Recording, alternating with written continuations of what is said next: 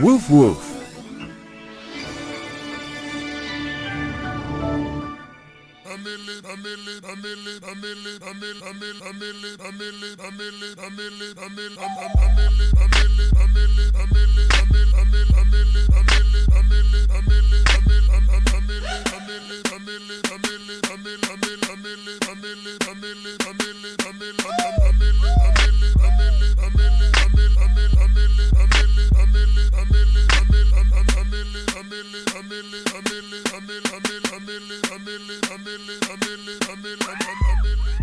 In discussing America's involvement in the Israel-Palestine conflict, Republican Senator Lindsey Graham has made a plea to Congress saying he just wants one more war and then won't ask again after that, he promises. Graham then went on to say that he hasn't asked them for a war since Ukraine, which was like forever ago, and it doesn't even have to be a big one. He just needs a little something something to keep him regular, and then he'll be out of their hair, hand to God. When the topic of de-escalation and the possibility of working towards an agreement for a ceasefire and the safe return of the hostages came up, Lindsey Graham stood up and said, and I quote, "Come on, man, don't do this to me. You're killing me here. It doesn't even have to be a full war. We can even go with a measly proxy. I just need a little taste. Come on, guys, don't cockblock me." Okay, listen, I don't want to have to beg, but I'll beg. Before getting down on his knees and continuing, all I'm asking for is a tiny little scuffle with Hamas and a quick little Donnybrook with Iran. And obviously Hezbollah will catch a little spray too, but that's war, baby. Let's go. At which point he stood up and started punching air before saying, "Sorry, I'm getting ahead of myself. What I'm trying to say is I need this. There, I said it. On my mother's grave, I won't bother you again after this." At which point Senator Rand Paul stood up and said, "I just think we should all take a moment to breathe before we enter another war." To which Lindsey Graham stood back up and responded, "Shut the f*** up, Rand Paul. No one's talking to you, you pussy." What do you say, guys? Who's in? Before putting his hand over his mouth in a cupping motion and making a variety of different voices saying, "Yeah, let's do it. Let's get these bastards. Graham's right. Rand is a pussy." Before turning around to adjust what some in the Senate say appeared to be a visible erection. At which point the majority of senators burst out laughing and a confused Graham turned back around and screamed, "What's so funny? What? None of you have never needed anything so bad that it made you a little crazy?" At which point Tom Cotton replied, "Lindsey, we're messing with you. We already agreed on the war. It was a prank. We just wanted to make you beg since you showed up late today. When have we ever said no to you?" אזרחי ישראל, אנחנו במלחמה. לא במבצע, לא בסבבים, במלחמה. Oh God. Whoa. Okay, ain't nobody fucking with my click. Click, click, click, click. Ain't nobody fresher than my motherfucking click. Click, click, click, click. As I look around, they don't do it like my click. Click, click, click, click. And all these bad bitches, man, they want the.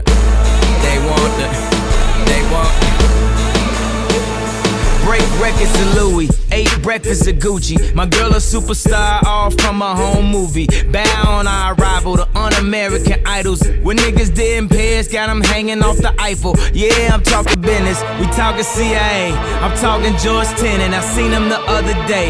He asked me about my Maybach, think he had the same. Except my tenant and his might have been rented. You know white people get money, don't spend it. Or maybe they get money by business. I'd rather buy 80 gold chains and go ignorant. I know Spike Lee gon' kill me, but let me finish. Blame it on a pigment. We live in no limits. Them gold masterpiece ceilings was just a figment of our imagination. MTV cribs, now I'm looking at a crib right next to where TC live.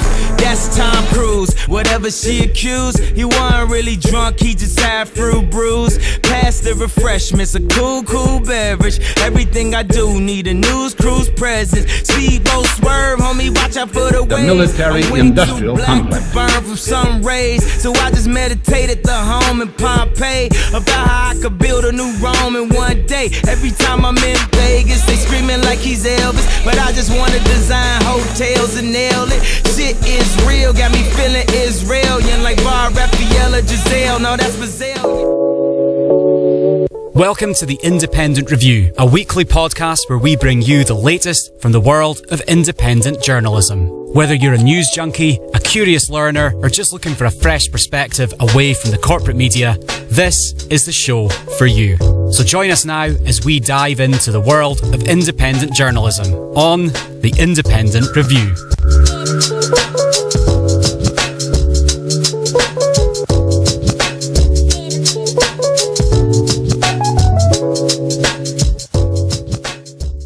Welcome to the Independent Review.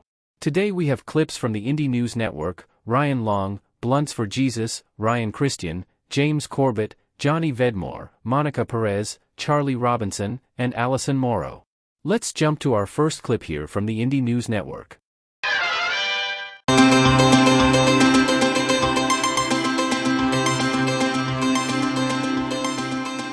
A reporter that we've covered quite a bit, Mike from Payday Report, Mike Elk, and something happened a couple years ago, and this was before we started covering him and before we were even doing a show.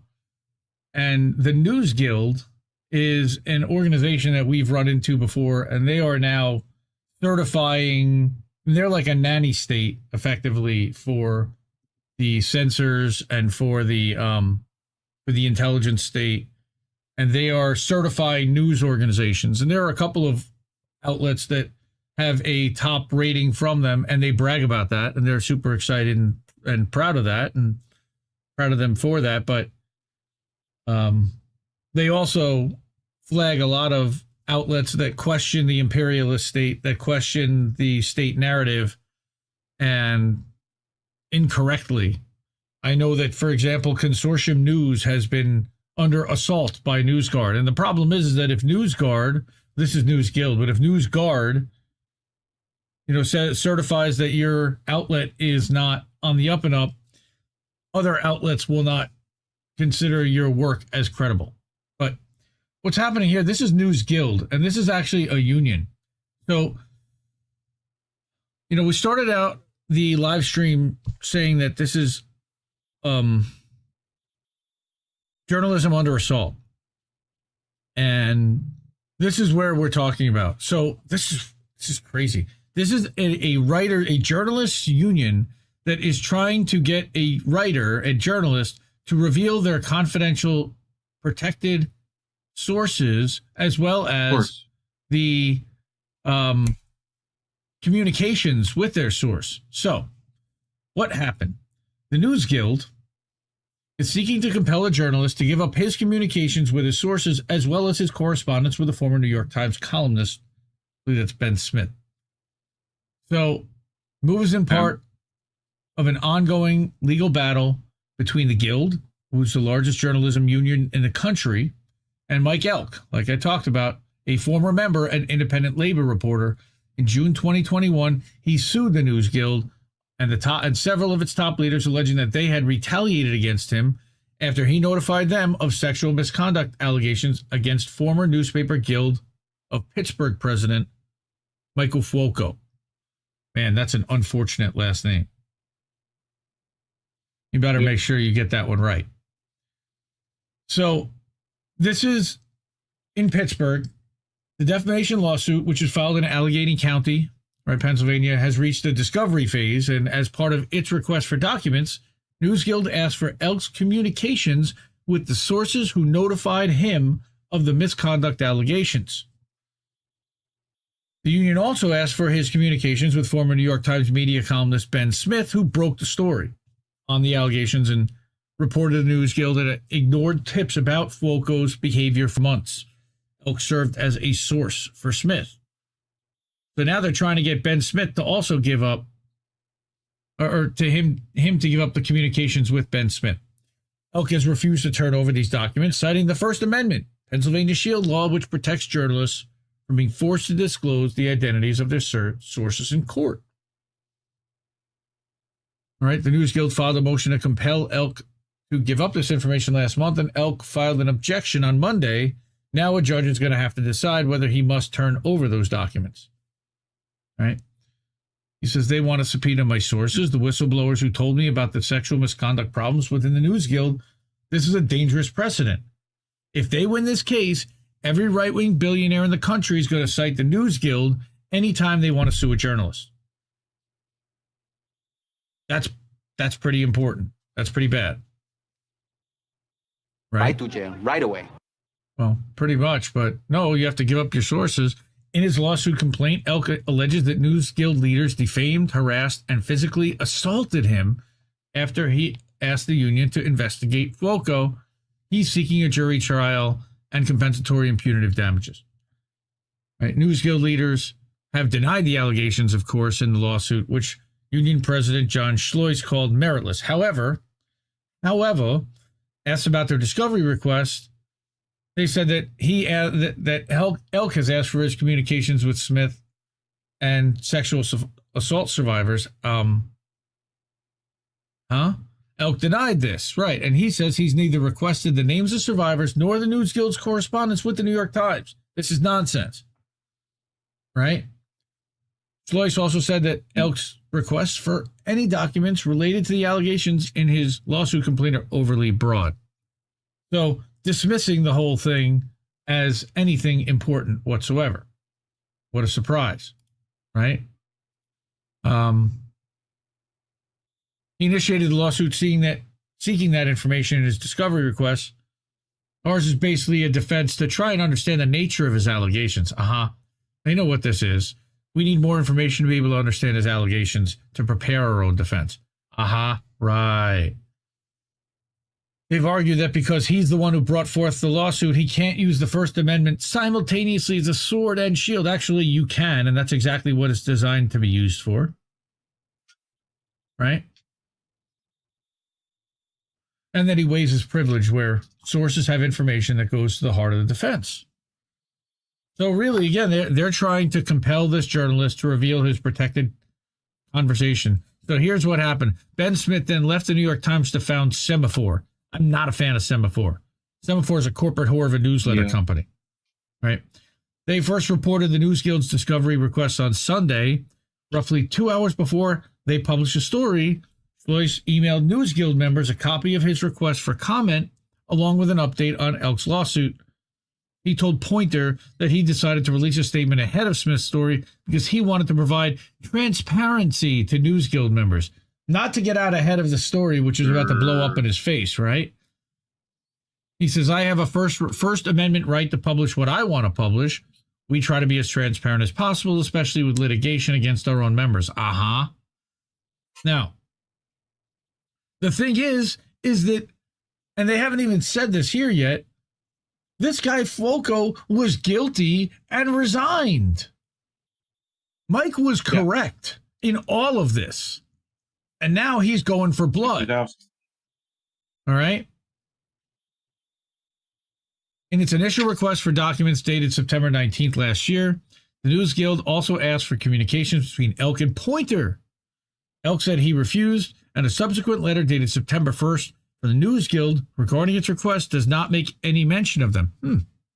That's interesting. Right? Yeah, I wonder why. Elk said he now awaits the judge's decision on whether he'll have to produce the documents the News Guild requested.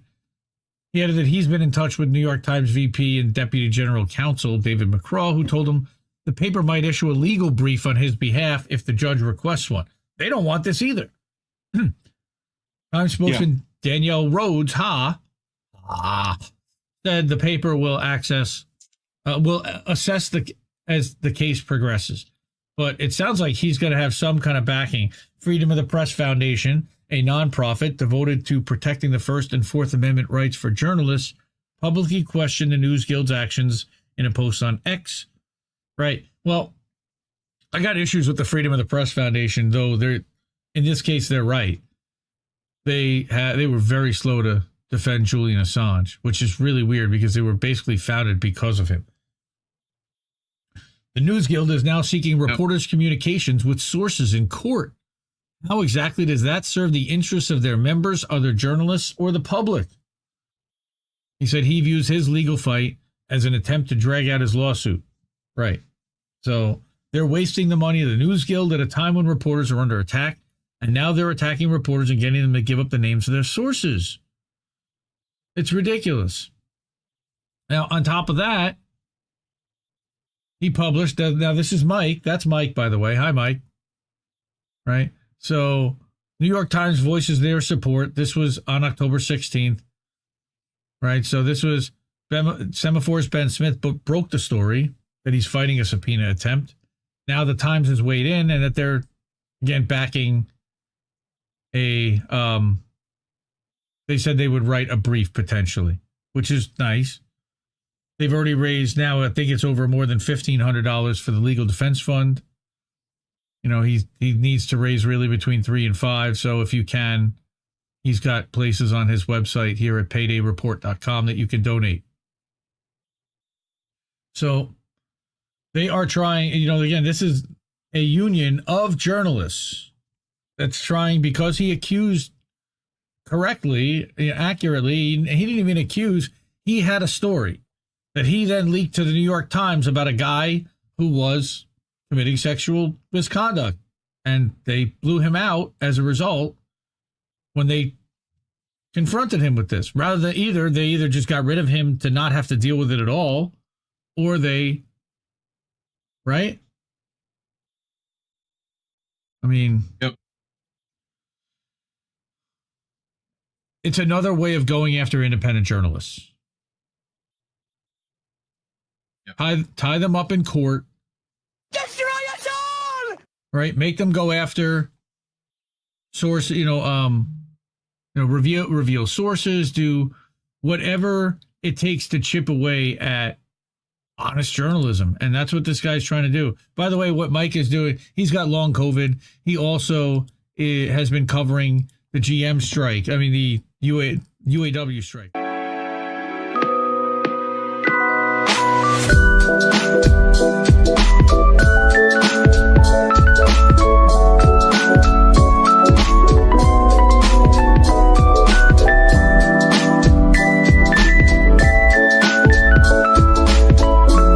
Next is a clip from James Corbett on teaching children about conspiracies with Connor Boyack. Welcome back, friends. Welcome back to Solutions Watch. I am James Corbett of CorbettReport.com, coming to you in October of 2023 with a little bit of literary whiplash, because listeners of the Corbett Report will recall that last week I was chatting with Dr. Daniela Ganser about his books going deep diving into Operation Gladio and the functioning of the American Empire and some of the things that it's been involved in, Gulf of Tonkin and others around the world.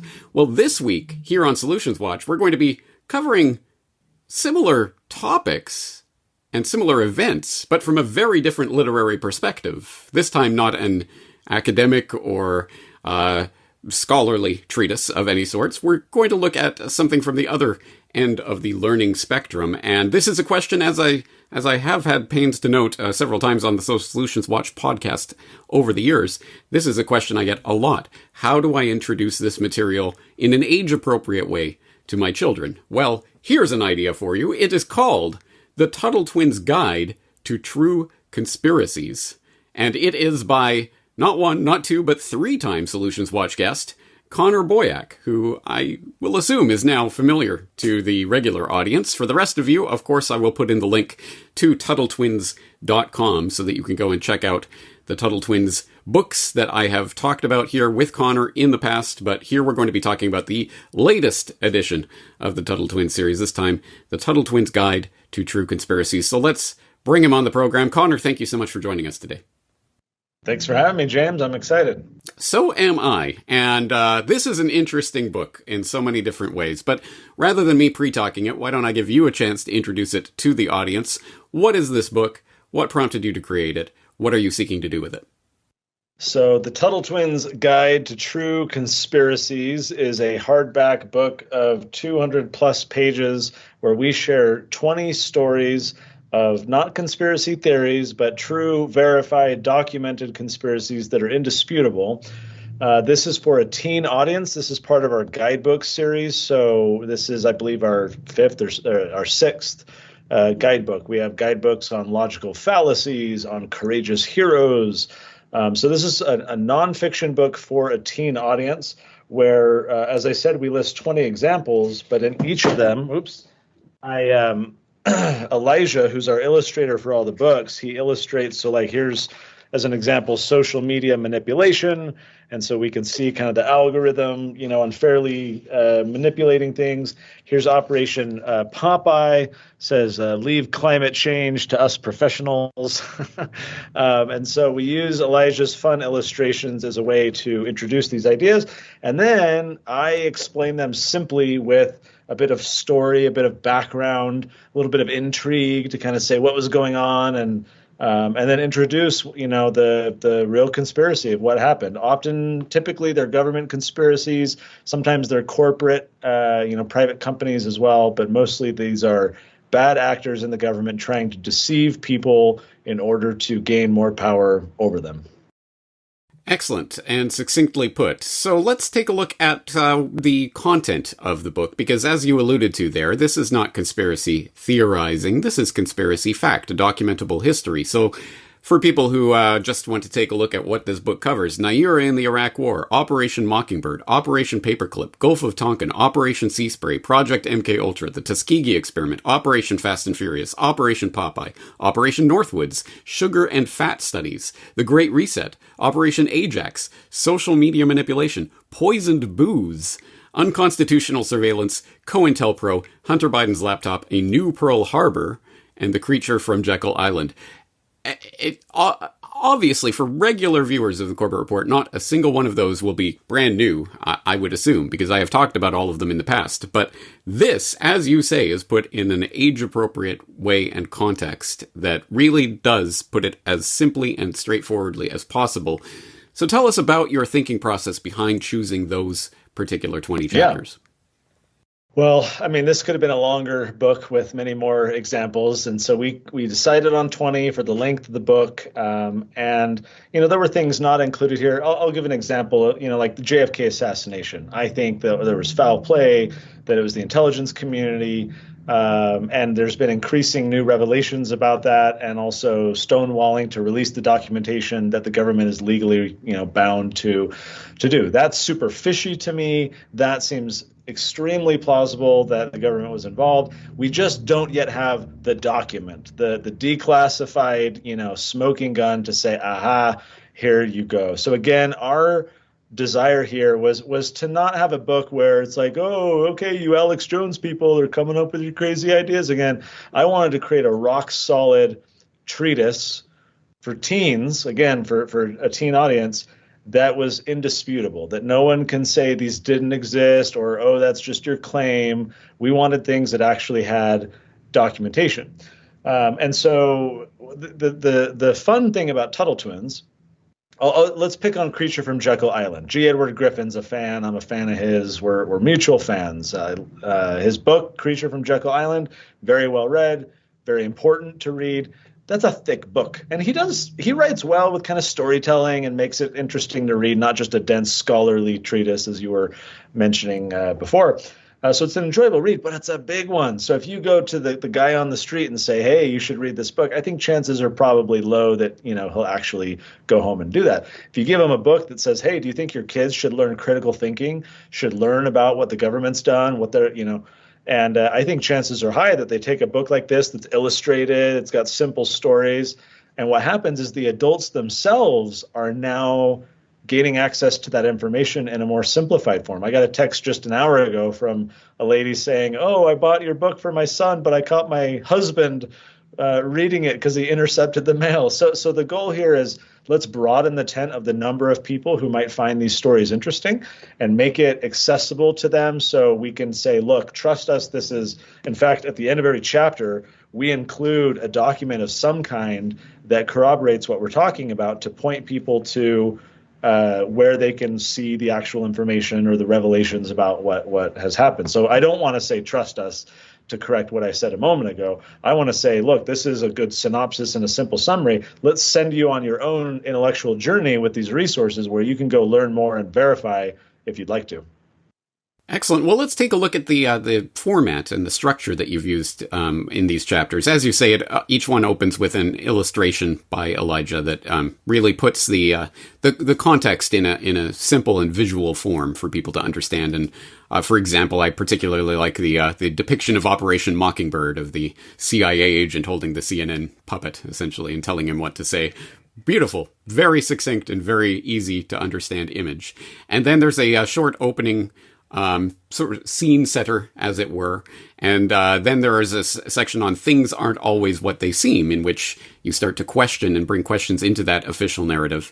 And then you ask the question, cui bono? Of course, an important question to ask in any investigation, and probably some good words for teenagers to be learning about. And then, why does this matter? along with some what we learned summary in the end, and as you say, some sort of document at the end. Tell us about that format and how you came up with that idea. So the idea at the beginning of a lot of these chapters is we set the stage in a way that might relate to what Americans were led to believe. For example, in the Tuskegee experiment, all these poor black people with syphilis that was left intentionally untreated by the government that wanted to study what would happen to people who had untreated syphilis. So we open the stories often by saying, oh, there were all these sick people and they had what was called bad blood, and these hardworking government officials were trying to provide health, but a bunch of people died, and how sad, So we kind of falsely set up the narrative that often pertains to what people were led to believe at the time. And then we say, oh, things aren't always as they seem. We transition into the aha, the reveal, because we want readers to understand there's often a false portrayal of what's happening, so-called misinformation and disinformation, of which the government is the greatest purveyor. And so there's all these deceptions swirling around. And so you need to start to learn and flex that intellectual muscle of skepticism to realize that things aren't always as they seem. So we'll set up this straw man, if you will, this kind of fake narrative of what was claimed to have happened, and then we burn it to the ground by saying, here's what actually happened, here's the reveal. And then cui bono, I mean, that's as you point out, that's super important, because these actors, these people who were involved in these conspiracies were motivated. Like, we're all motivated by something. Humans respond to incentives. And so what are the incentives, or what were the incentives at the time that led these people to act as they do? Who were the beneficiaries of these actions? Typically, it was, government or large corporations amassing power and money, wealth, control. And so we thought that was really important. The section called "Why Does This Matter?" I thought that was particularly important because a lot of these conspiracies that are documented are decades old. Because, I mean, think of MK Ultra. We should have never found out about MK Ultra. It's just that in another warehouse, there was a filing cabinet in an office building with some random, 1% of the documents, because the CIA director had ordered the destruction of all the documents, and they missed out on this little sliver that survived. And that's what little we know about MK Ultra today. So a lot of these are decades old that through investigative journalism or declassification of official memos of operations and so forth, we've learned about these later. What I didn't want, especially young people, to have as a takeaway is, oh yeah, man, the 50s and 60s, crazy time. I mean, MK Ultra, are you kidding me? But, things are different today. We're more sophisticated. We're more modern. Social media, there's more transparency of what bad people are. I didn't want people to draw that inference. So yes, we included a couple modern things like Hunter Biden's laptop, very recent examples of intelligence agencies doing a bunch of shenanigans and conspiring together.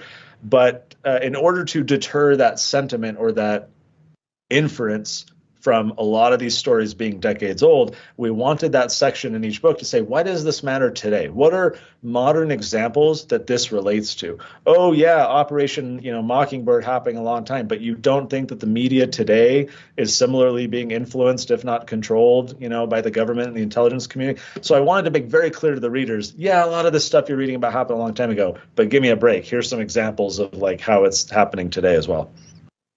Absolutely, some important context to leave the reader with there. All right, as I say, it covers a wide range of material, and as a communicator of sorts myself, I can certainly appreciate with the struggle of trying to take sometimes quite complex and dense subject matter and condense it down in a way that's clear and concise and readable and understandable and enjoyable even, but also doesn't quite miss out the depth of the story, etc. And that's difficult enough to do for an adult audience. It's even that much more difficult, I imagine, to do, to condense it down to a few pages in a teenage appropriate book. So tell us a little bit about that struggle. Were there any particular chapters that were more difficult to write than others, or was there any subject matter that you felt was really a difficult job to summarize down? Well, when I announced to my friends and others that I was working on this book, we started 2 years ago on this particular book. As you can imagine, one of the questions I was most frequently asked was, oh, are you including a chapter on 9/11? And depending on the individual asking the question, they were either going to dismiss the entire book if I did include such a chapter, or others were going to say, well, how can you not include a chapter based on 9/11? So that one was interesting because, again, like, was there thermite planted in the towers? Was Osama bin Laden a CIA patsy? You know, were the Israelis dancing? What did the guy say? You know, Larry Silverstein pull it, and because he had an insurance policy that weeks prior he put on. You know, a lot of these things that, like, I'll say still are kind of theories because there's, you know, counterpoints and counter arguments, and it's not really like so decisive that it's indisputable, right? But I wanted to include something like that. So here I'm struggling. Like, this is a book called True Conspiracies, and I need to have integrity to make sure that all of the claims I'm making about what happened in each of these events are rock solid. I don't want, you know, any of my sources to be questionable. I don't want any of this information to be wrong, because here I am producing a book called True Conspiracies. So what we decided to do, as an example, with the 9/11 chapter, which I titled A New Pearl Harbor, as you can imagine just from the title, is to sidestep the question of, you know, again, did the government plant the explosives, or elements within the government that knew, and so forth. Instead, I wanted to point out, you know what is indisputable? That 1 year prior to 9/11, you had a bunch of neocons form the Project for a New American Century, which issued one white paper called something like Rebuilding America's Defenses, in which they say that we need to project military strength across the world, especially in the Middle East. We need to build up our military after, you know, Clinton and others have, you know, supposedly shrunk it.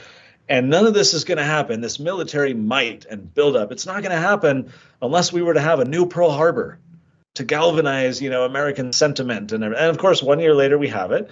I'm not alleging in the book that those individuals, I don't need to allege that they had any particular role in planning it, or being aware that it was happening and then just sitting back and letting it happen because it was politically useful. We don't even need to accept or agree with any of that. We can, however, point out that there was a conspiracy to exploit the 9/11 attacks by these very same neocons who became part of the Bush administration. And immediately after 9/11, what did they start doing? They start using the term Pearl Harbor, trying to, in the media, draw those connections and get people riled up so that, oh, look, we went to war last time, you know, in vengeance and justice because of this attack. That's what we need to do this time.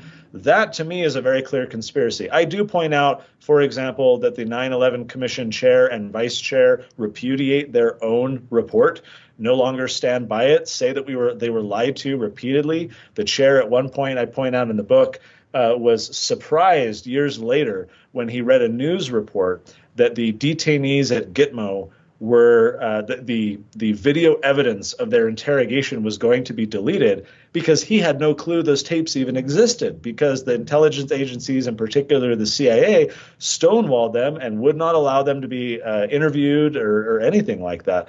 And so there's a lot of stuff there. But again, I kind of sidestep a lot of the, what I'll say is iffy stuff, to be able to point out, look, you don't have to believe that there was this massive conspiracy within the government for something like 9/11 to recognize that there was a conspiracy to exploit, like Rahm Emanuel says, never let a good crisis go to waste.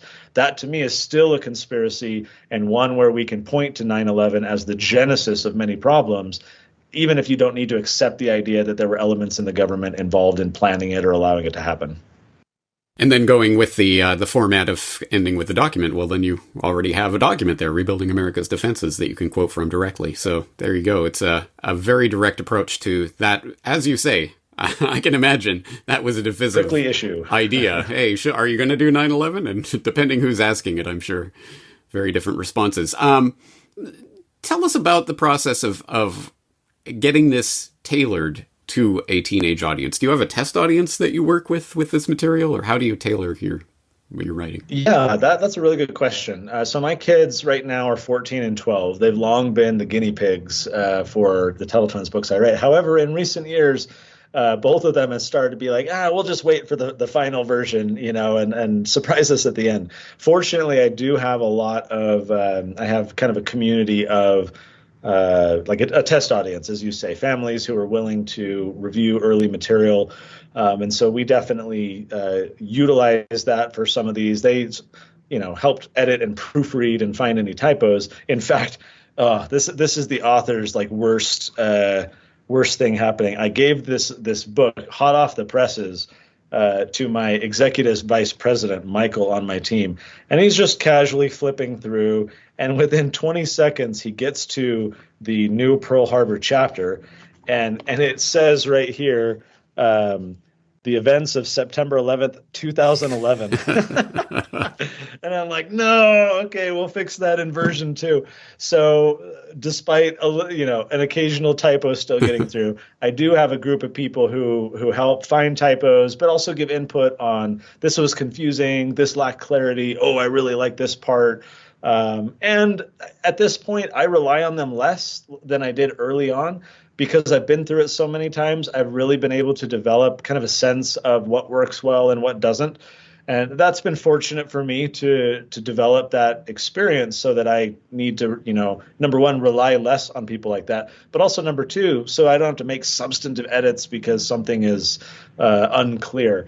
It's, as you point out, so I've written a number of other nonfiction books for a general audience.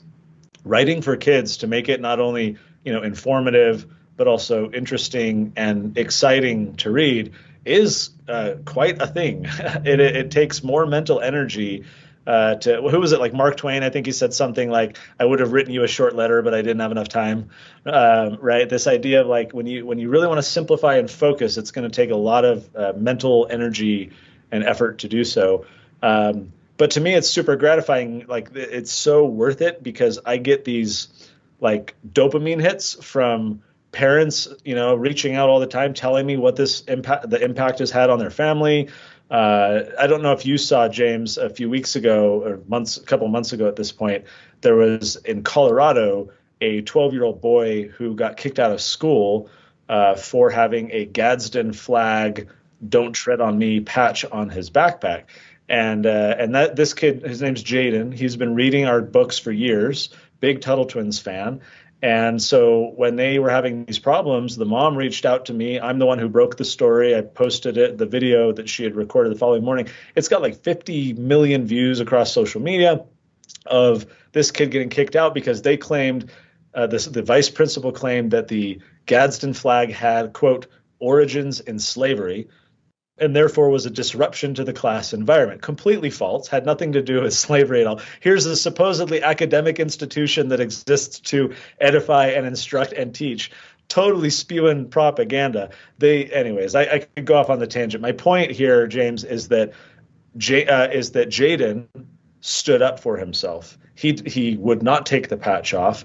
He refused to comply. He knew about true American history. He knew about free speech. And so he wanted to stand up for himself. And so we brought the heat of the internet to this school. They bowed down. They had an emergency school board meeting that night. They walked back what the administration had said. And so here's this kid who stood up not only for himself, but when you go into the Google trends, you can search for Gadsden flag, and searches for it, as you might expect, massively spiked when this happened. So now here's a kid who's not only standing up for himself, but creating this opportunity for all these other people to learn a little bit more about, in this case, American history, and maybe go down a rabbit hole and learn more themselves. So I'm on a mission with books like this one to foster critical thinking and history and create more informed kids like that. Because it's hard to write. Like it takes a lot of mental energy for me to figure out how do I teach this stuff well. But what I'm trying to get at is it's so immensely rewarding seeing kids like Jaden or getting these emails from parents that they're having these aha light bulb moments, that families are having meaningful conversations. As you point out, you get these questions, as have I. Like, how do I talk to my kids about this? How do I introduce age appropriate things? How do I, make sure that they're, red pilled, as they get older and understand how the world actually works, not this like false matrix that we often grow up in. And so that's the mission. That's the goal. And because I get those dopamine hits and those stories and that gratitude from parents every day. It's so motivating for me and our whole team to be like, all right, let's lean into this. Let's create even more resources that are going to make future Jadens. Absolutely. I mean, what better testimonial could you ask for than a story like that? And hats off to the Jadens of the world who are not going to back down, to educators who know less about history than they did themselves. If only we could give the teachers the Tuttle Twins books and tell them to read. But anyway, as you indicate, this is not the first Tuttle Twins guide. This is the 6th. So tell us about this series. So here's one that I'll grab. I got, I think, one other one right here in my office. So this is the one that came out before it. This is the Tuttle Twins Guide to Modern Villains. This one's a little thicker. It's like almost 300 pages, but every chapter is a different bad dude. They're all dudes. There are very few bad dudettes in world history. So we got Karl Marx, Woodrow. We had to pick a president. I was like, I want one president on this list. Which one would I do? And I was like, came down to FDR and Wilson. I'm going for Wilson. So we got Woodrow Wilson, Vladimir Lenin, Joseph Stalin, Benito Mussolini, Hitler, Ho Chi Minh, Tito, Mao Zedong, Kim Il-sung, Pinochet, Mugabe, Fidel Castro, Mubarak, and a bunch of others. And so you might say, well, why are you teaching kids about all these, horrible people and what they've done? Well, you're familiar, I'm sure, James, with that quote that says, those who don't learn from the past are condemned to repeat it. What better way to make sure we don't get future modern villains than to learn about the conditions that existed when they rose to power? What was the cultural dynamic like? What was the education of the people, the media? What was happening in that country that allowed for those events to happen? And if we can learn from all these past, examples, then we can hopefully deter modern villains in our own day. So that's the book that came out before that. We've got a couple books on critical thinking. One is the Guide to Logical Fallacies. The other is the Guide to Cognitive Biases. And so each chapter uses some fun cartoons to explain like the Dunning-Kruger effect or the sunk cost fallacy or the straw man fallacy or whatever, and helping kids think more clearly. I issued a warning when we published this book to parents. I said, if you want your kids to be smart, you should get this book, but be aware they will start poking holes in your own flawed arguments when you teach them. And sure enough, I get emails like, oh, my kid was pointing out that I was using an ad hominem, So we've got finally a book on a guide to inspiring entrepreneurs. Every chapter is a story of a different entrepreneur, what we can learn from their background and the challenges they overcame. And then finally, we have the Guide to Courageous Heroes, where similar format, every chapter is a different story of a different person. In this case, these are courageous heroes who stood up to tyranny. These are people who, stood up for their rights. Think of Sophie. Now I'm spacing her name, the White Rose Society in the Nazi era. Or you've got Helmut Hubener, who was a teenage boy who did the same. Or you've got Tank Man. You got, all these examples of people who have stood up, Rosa Parks and so forth. And so we wanted to highlight examples basically of civil disobedience and of war resistors and things like that who were really standing up against all odds. And when everyone else was, I call it, I got this from my mom, standing up in a sit-down world, right? Everyone around, you've seen that photo of the gentleman who's folding his arms at the shipyard and everyone else is doing the Hail Hitler salute. And we all think that we would like to be that guy. Oh, if I was, I would be that. But most of us are the, obedient rule followers. Look at COVID, very few people were willing to not wear a mask publicly and try and fly on a plane, without wearing a mask or things like that. So that's that book is what can we learn from these people and how courageous they were? Why did they stand up? What examples are there in their earlier childhood that prepared them for that and develop their character to the point where they could be ready to act, much like Jaden, this 12-year-old kid. He's been reading books for years and almost in preparation for this opportunity to stand up and do something. So all these guidebooks, this is one of our 2 series that we have for teens. They're all nonfiction, age 13 and up. And the ultimate goal here, like we've got toddler books, we've got our elementary age picture books that we're most known for. But as kids continue to get older, I want to make sure that we can continue to educate them and give them access to more information with more depth than we could with our earlier storybooks that they read when they were 8 or 9. And so as our audience continues to age up, we're going to lean into that even more and create more material for teens who can learn a bit more deeply about these ideas. Imagine in the future entrepreneurs, leaders, influencers, elected officials who read the Tuttle Twins books when they were young. I mean, look at Argentina. We've got the Javier Milei, fascinating guy, this Austrian economist, libertarian guy who, depending on election shenanigans, may or may not win here. But can we produce future people like that if we invest in the rising generation and help parents talk to their kids when they're even younger? That's ultimately the goal that we're after. So if you continue aging up as our audience gets older, then in a decade or so, we can expect Tuttle Twins for adults, right? I would argue we already have it, because most adult, when I get asked for like our picture books, so here's the one we were referencing earlier, the creature from Jekyll Island, totally picture-based. Elijah does an amazing job. And historically, when I've been asked, what ages are these books for? I say, well, age 5 to 11 and members of Congress. So, adults can benefit from these just about as well the same as level of reading comprehension, I would argue. Exactly. There you go. Well, hey, I can attest. My children know what the creature from Jekyll Island is, and it's because of the Tuttle Twins. So, thank you. That's awesome. Yeah. That's awesome. Quick story on that, if I may, James. A dad messaged me recently. He's in the car. His kids are in the back. They're listening to, I think it was NPR, something on the radio. And the talking heads were discussing inflation. Why is inflation happening? Why is it so high? And one of them said, well, I'll tell you why it's so high. It's because all these Beyonce and Taylor Swift concerts are selling out. The tickets are crazy expensive. Everyone's spending all this money, and it's heating up the economy. And the 9-year-old daughter chimes in from the back seat and says, that's a lie. It's because the Federal Reserve is printing a bunch of money. And so the dad turns the radio off, was able to have a meaningful conversation, not only about the Federal Reserve and inflation, because he had read the book with his daughter. He knew the lingo and the history, but also he was able to help her understand, hey, not everything you hear from an expert, right? Because I think that person was an economist or something, but not everything you hear in the media, not everything you hear from an expert is accurate. Amazing opportunity with his daughter to tie that in and help her understand you're right and most people are wrong, and you're growing up in a world where people will be very confident in claiming things that simply are not true. And so you need to develop a kind of a BS detector to realize, like, that does not comport with what I've learned.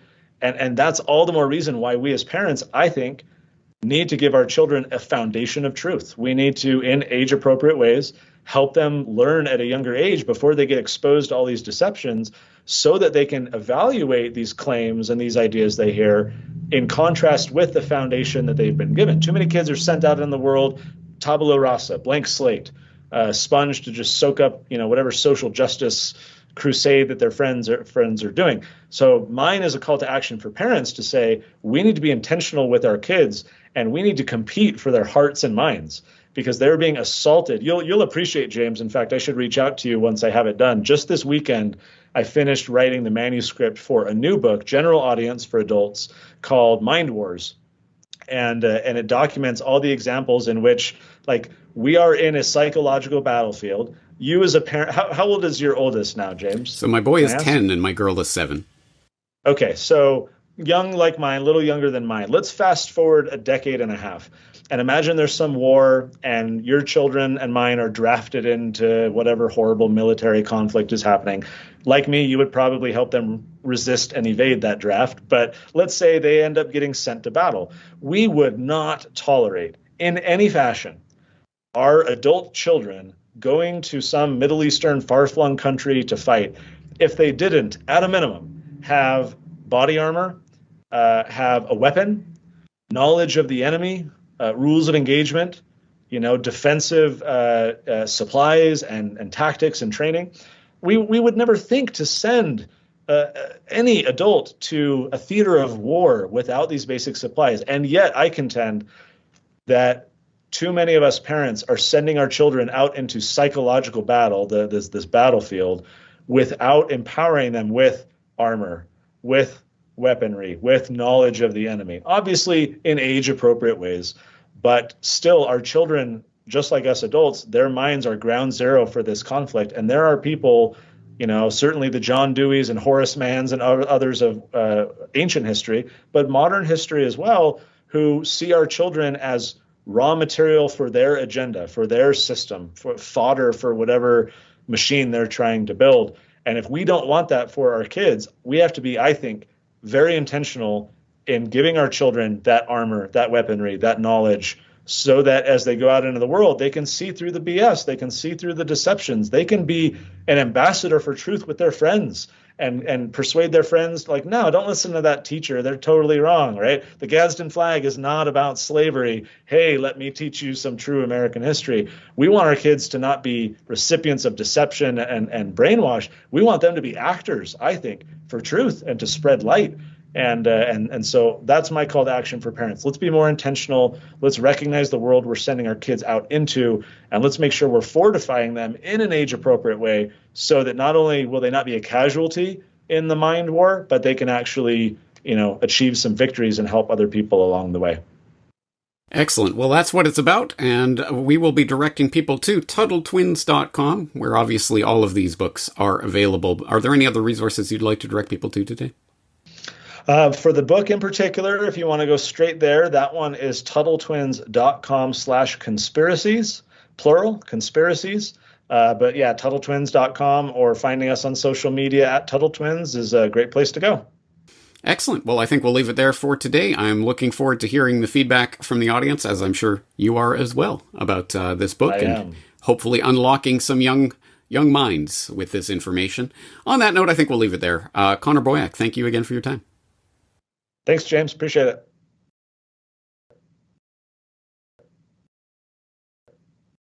Our next clip is a preview from Charlie Robinson's show with this segment on the American Psycho, Gavin Newsom.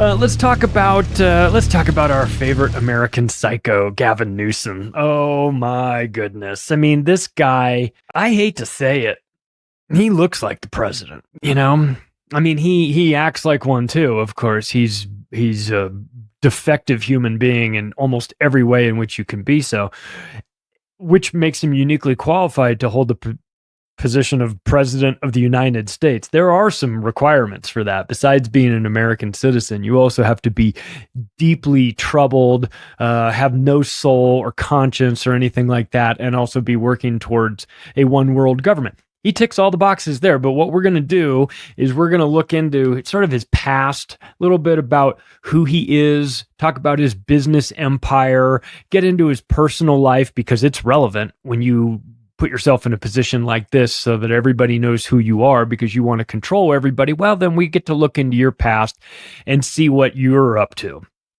Hint, spoiler alert for later in the episode, it ain't good.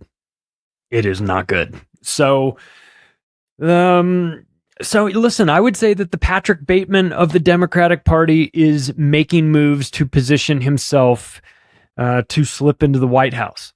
I am not of the belief that it's going to happen in 2024. I think that given his track record of staying for many years in the positions in which he occupies in government, and not fully completing the task of destroying California, there's still plenty of work to be done. Yet they are on the right track, if you ask me. As a 35-year resident of California who no longer lives there anymore, I can tell you that the place is unrecognizable. But he's not done. He's not done. There's still plenty of people that still live there. It's a great place. Geographically speaking, it's got everything. It's got the mountains where you can ski and do all that stuff. It's got the beaches. It's got the deserts. I grew up in the desert out there. It's got Hollywood. San Francisco used to be super cool. San Diego is always voted best weather in the country. It's, Monterey. Napa wine country up north where they grow all the weed. These are, there's amazing places, Yosemite, Redwood Forest, all these unbelievable geography. And like all you have to do is nothing. And it remains that way. And yet these people just try so hard to destroy the place. They try so hard to hollow out California from the inside. And Gavin Newsom has been brought in to destroy. And he's great at what he does. I mean, we're going to cover quite a bit about who he is and what he's done, but I will say this. He's fantastic at his job. The problem with that is that I think most people are not clear about what his job actually is. They maybe believe that he is set to make California a better place and improve the lives of people. And it's none of those things. No. His job is to destroy the place. So when I say he's good at his job, that's what I mean. So look, he was groomed from the very start to rise into positions of high governmental power, and culminating in becoming the president of the United States. I mean, and I think 2028, we're 2 years away from Agenda 2030. Just in time to he gets in 2028, man. He is just in time to lube up your asshole and jam Agenda 2030 in like a rainbow dildo. And he's uniquely qualified to handle that task. Being that he's from San Francisco, he's been pandering to the communities there for a long, long time. He's a destroyer. He is a destroyer of worlds. Thanks for watching that clip. If you want to hear the entire episode in audio format, just go wherever podcasts are served, search for Macroaggressions, subscribe to the show, and please rate it when you get a chance. Thanks, everybody. Next is a clip from Ryan Cristian with an update on Palestine and specifically inside Gaza.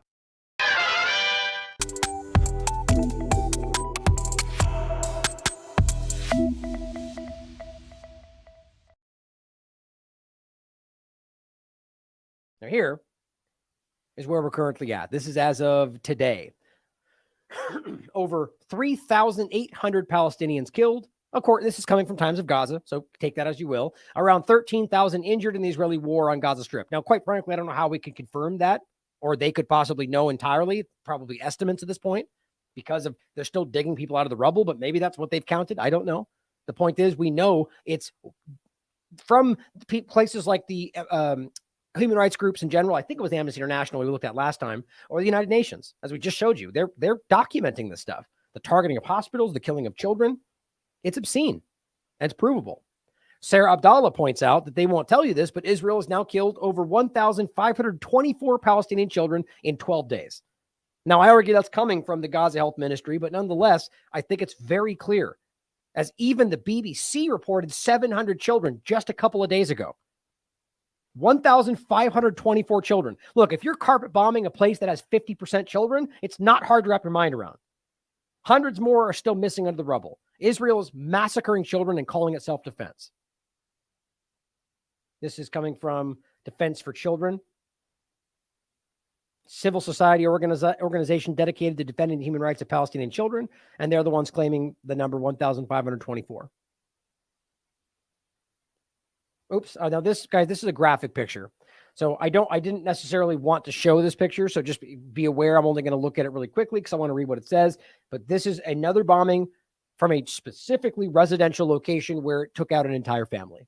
So prepare yourselves. This is it's a hard to look at picture.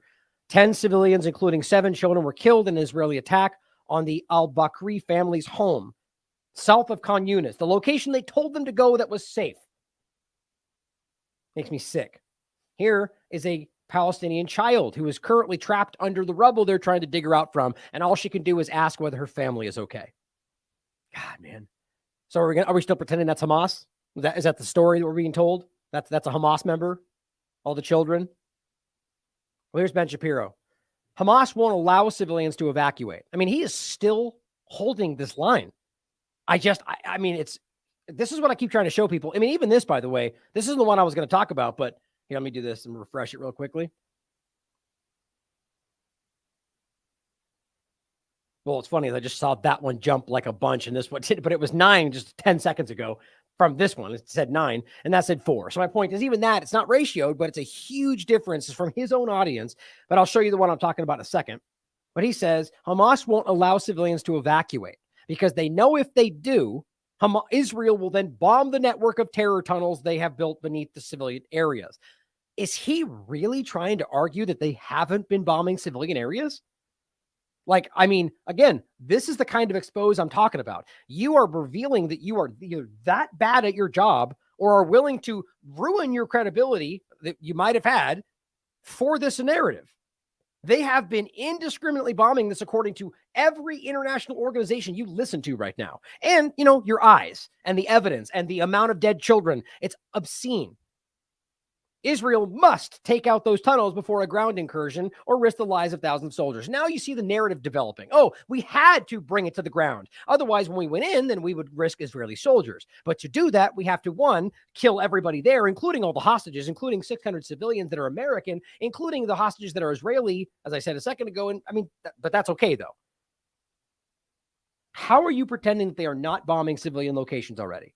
How are you pretending, even though the United Nations has already shown and debunked the claim that they're using civilian human shields? As Robert already talked about, it's directly from the United Nations. Doesn't mean we blindly trust them, but the point is the evidence is not there. And again, you can show that Israel has an open policy, the using Palestinian children, the neighbor. I've got to remember to get that on the neighbor policy, I believe. Again, directly from I was actually from Vanessa Beeley. The point is, it's a documented fact. It was written by Haaretz and other articles talking about this. But the point is that you somehow are claiming to know that every single civilian is staying because they're making them, even though most of them are saying they want to stay here because 1, they can't leave, or 2, they're not going to give up their home yet again. And even then, they're bombing people as they go to the places they tell them to go to. So this is just completely, most people are seeing this and him for what this really is. Here's what Nico House said. Ben, you are just adorable. I remember when I was naive enough to think that a civilian population would stop Israel from bombing an area. And then I turned on the TV and heard Israeli officials explain why they're okay with bombing civilians. Right. No one is hiding behind Hamas more than you are. Great point. Except you're doing so to avoid holding that fascistic apartheid government accountable for the acts of terror they've committed, not just in the last 2 weeks, but for the last several decades. Well said. And again, if you'd like to read how they write about the fact, and this is from this is from May 2023. Interesting timing. Killing children brings Israelis together. There's nothing like killing children for bringing the hearts and minds, or for bringing together hearts and minds. Read it for yourself. I went over this in a previous show entirely. Now, on the note in general about when he's claiming Hamas is in control, is the kind of narrative they're spinning, and they can't leave because Hamas is there, and that's how to take them out. Well, that's not even true. And I've been saying this since the beginning of this conversation, since October 7th, and long before that, in fact. It's just not the full reality. Hamas is one created by Israel and the United States, funded by them. And even their own statements have said, to our great regret, we created them. And the fact is they've been used. Even, now I'm not going to try to search for it. Even Haaretz came out right before this, right in the beginning, and basically came out with their article that said Netanyahu said we have to support them to get what we want out of the situation, paraphrasing. My point in all that aside is that since the 2006 election, it's not even remotely clear who's really in charge. And as Abby Martin, who's done some of the best reporting on this area, and this is an older clip, says when she went there, realized that wasn't the truth. You showed me that Dennis Prager video. Which one was that? It was an argument about Israel where he was talking about why Israel deserves to exist and stuff. After being there, man, holy shit. I feel like people have no idea I didn't even know what the hell was going on until I went to Palestine and saw how crazy it was. But what is it like? Give me your thoughts and your So experience. Everyone mistakenly thinks that Hamas controls Palestine. That's not true at all. There's 3 different areas that were drawn up with the original partition. It's the West Bank, which is totally under military rule by Israel, and then there's the Gaza Strip, which is like the open air prison, which they bomb the shit out of like every couple of years, and Hamas controls that area. And then there's Jerusalem, which is an international city center that both Arabs and Jews live in. But the West Bank has been occupied militarily since 1967, and it's complete martial law. There's checkpoints. All political parties are illegal. You can't, having a gun is like the least of it. You can't hold a flag. You can't belong to a political party. You literally can't do shit if you're a Palestinian. You just have to sit there and submit.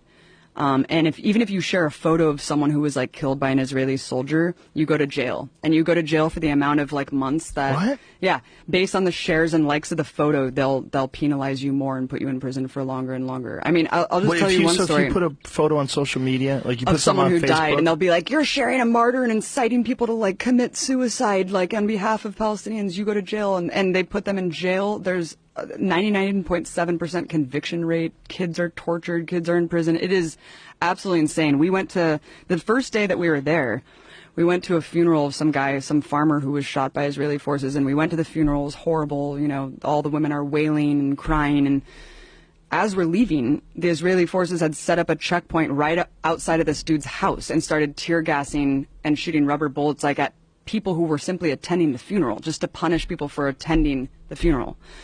We went to another girl's house named Aya, who got shot in the vagina for peacefully protesting at some protest, and they shot 200 people that day. One guy next to her died, another guy was paralyzed. They have a policy called shoot to cripple, where they shoot guys in the dicks. Yeah. I mean, it's fucking nuts, man. The West Bank is no joke. I thought that I was going to die several times. We were at this checkpoint going through Calandia, and there was this old man walking, like clearly drunk or something, and kind of like walking a little bit toward the checkpoint. They started shooting at him. Bullets are ricocheting off the thing. And my partner Mike, who was an invading soldier of Iraq, was just like, we're going to die. Like, they're shooting this guy. There's bullets ricocheting. It was absolutely insane. And as we go through the checkpoint, the soldier's like, hey, stay safe out there. And I was like, yeah, when you guys are arbitrarily shooting people. And the person who was driving us had just told us that a couple months prior to that, some woman, Palestinian woman, because you can't go to Jerusalem. Like, if you're Palestinian, there's like barely any Palestinians who are even allowed to go pray at the most holy site, the Dome of the Rock in Jerusalem. You can't go to the beach. You're just completely constricted in a prison, and you can't travel. And he was just telling us that months before we went through this checkpoint, someone was going through the checkpoint because they got a permit to go into Jerusalem, which is like a lifetime golden ticket, like Willy Wonka. And they're walking, and she just got executed. And then... What? Yeah, she just got executed, and she was bleeding out at this checkpoint, and her little brother tried to help her, and they shot him too. And they're like hiding the video of this. Why and this they is just shoot a day her? because they fucking hate Palestinians, and Palestinians are animals to these people. It's sick, man. It's sick. It's really, really sick, Joe. And I couldn't even get into Gaza. We were banned from going into this territory because I was told by the Israeli government that I was a propagandist and that I was like an enemy agent, and so I wasn't allowed to go into Gaza. So Gaza's hell, but the West Bank is under martial law, and everything's illegal, and you can't do a goddamn thing. And it's super cool. Like, we went to this place called Ramallah that was just like Oakland, where they're smoking weed. There's like openly gay people there. Like, it's just completely different than what people think of Palestine, you know? People think of it as just a bunch of people with turbans on blowing themselves and up. Hamas is like, you elected Hamas. And like, well, Hamas doesn't want Israel to exist. It's like, well, actually, Hamas is controlling this one area for a reason, because it was built as this surplus when Israel was created. Millions of refugees were put miles away from the homes that they were ethnically cleansed from and put into refugee camps in Gaza. And when the Israeli military wanted more and more land, by the way, all settlements in Israel are illegal. All of them are illegal in the West Bank, but they just keep creating more and more and more. And we would go to these villages of just Arab people living in these villages, and the settlers will come. You have to be a fanatical fucking asshole to move from California to an Arab village in Palestine and set up a goddamn tractor trailer and just live on top of their home. And they can have giant machine guns. They can firebomb you. They can shoot you. They can beat you up. They're protected by the state. You can go with a tractor trailer, set up a home. The state immediately runs a water line, a power line, and a military outpost to protect you. And the Arabs are just sitting there waiting to get killed or attacked. It's absolutely insane. And the way home demolitions work are insane, too, because, like, they either deliver a piece of paper with a rock over it, and they're like, here, if you find it, good for you, and if you don't, then you're screwed. And that's if you're lucky. If you're not lucky, your home will be invaded by settlers, and you'll be forced out of your home. There's videos of this all over the internet of like groups of settlers going and literally taking over Arabs' homes, and then they just are forced out. It's crazy, man. It's completely way crazier than I ever could have imagined. How long were you over there for? A month. Whoa. Yeah. Yeah, and we were simply, and people want to quabble about like, oh, it's not apartheid. There are different fucking license plates for Arabs and Jews. Like, you cannot go to areas. Like, Israeli soldiers were arbitrarily set up checkpoints and just shut you out of your neighborhood and force you to walk 3 miles to your home. Like, they can do whatever they want because you are under martial law. Now, here on the Electronic Intifada, where you should probably watch it, or any other place other than YouTube, here is the full video you can watch for yourself. It's very much worth your time. I was honored to see this at the premiere, and it was outstanding. I mean, outstanding. It'll make you lose sleep, but it's worth understanding the true picture of what they're actually fighting for. And by the way, in case you were wondering, it is very clearly documented that Israel is an apartheid state per Amnesty, per Human Rights Watch, per B'Tselem, which is an Israeli human rights group. All right, so this part I think is important to make sure we don't miss. Miriam points this out. That's where I saw it first. Thank you for posting this. Here's the original tweet. I'll show you next. Palestinian American child holding a passport insured and his sister killed in Israeli bombing in Gaza. In video, he says he was by the border trying to get out. And he tried. Oh, you know what? I can't. Did I really just completely misread that the first time I was looking at this? I'm going to have to update that and put an asterisk. I think I wrote that he was killed and it was his sister who was killed. Either way, we're talking about the same point. That's frustrating. Yeah, dang it. Well, in any case, see, there's your example right there. Mistakes happen without meaning to do so. But anyway, the point is the same. The Palestinian American child, along with 400 to 600 other Americans, citizens or not, that are in Gaza, why doesn't the government care about that? I don't understand. I mean, I do, but I don't understand why nobody else in the corporate media can't make this point. And again, I think we know why, but think about how obvious that is. He was at the border trying to get out. He tried to reach the U.S. embassy, but no one could help him, and his sister is dead. Excuse me. Here's the original tweet. A Palestinian with an American citizenship. You can see his passport. You can even see his damn number. But guess who doesn't care about this American citizen? Joe Biden. Or, for that matter, Trump, if he was in power. Because Israel is going to be the thing they side with in any sense, as they've told you, roundly, no matter what. As Biden said before, if there wasn't an Israel, we'd have to create one to protect her interests, as he says. God, that makes me mad. I don't know how I misread that. Frustrating. In any case, my point in general is to recognize that there are American citizens in Israel and in Palestine, in Gaza, right? And the important thing is that only one side is being discussed. We had a running tally in Israel, but nobody was mentioning that, even though those people were reaching out to the U.S. Embassy, and it was the U.S. Embassy that made it clear that there was up between 400 and 600 American citizens. And nobody made a peep about that. Now, here's where it gets really interesting. There are people in the State Department, people in Israel, as you just heard Abby Martin mention, who are now being arrested for simply having an opinion, in the only supposed democracy, right? In the Middle East, even though they pretend that they're part of the West when they want to. State Department official has resigned over Biden administration's handling of the Israeli-Hamas conflict. Per CNN. This is from local Channel 3 News, but it's per CNN. Josh Paul, who said he has worked in the Bureau of Political Military Affairs for more than 11 years, said in his LinkedIn post that he resigned, quote, due to a policy disagreement concerning our continued lethal assistance in Israel. That is very clear. Let me be clear, he says, even more so.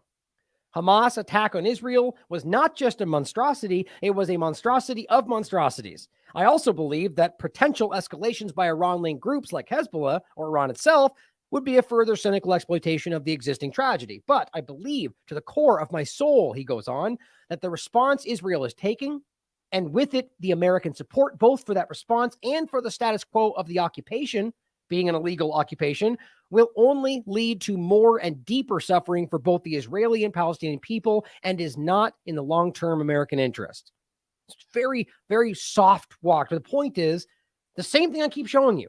You can come out and condemn everything that happened in Israel, condemn Hamas, to a terrorist group, and then if you even allude to the fact that a bad thing is happening over here that is unjust, you are an anti-Semite, racist, terrorist-supporting maniac. How does that not show you how completely broken this is? How completely exposed one side is in all of this? They are so desperate to hide what they're doing that they will attack people that are even in support of them, who are just simply going, whoa, let's just be tactful about this. Let's not just murder anybody in Gaza. Oh, you're a terrorist. You're a racist.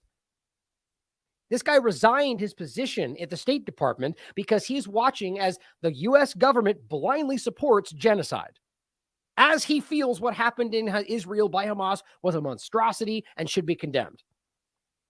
He goes on to say the administration's response, and much of Congress's as well, is an impulsive reaction built on confirmation bias, political convenience, intellectual bankruptcy, and bureaucratic inertia. That is to say, it is immensely disappointing and entirely unsurprising.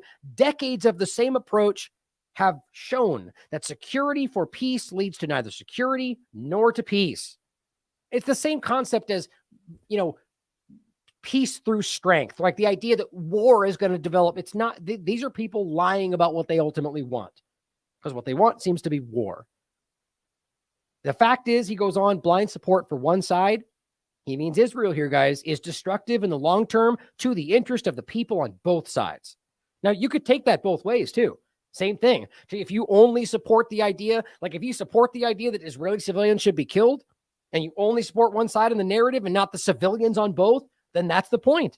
And I've been saying that from day one, even if you think I'm biased in one way or the other, which everybody has. That's all that truly matters to me, is that civilians are protected and that the people waging their wars on civilians for their own benefit get exposed for what they're doing. Now, here's what's really disgusting to me.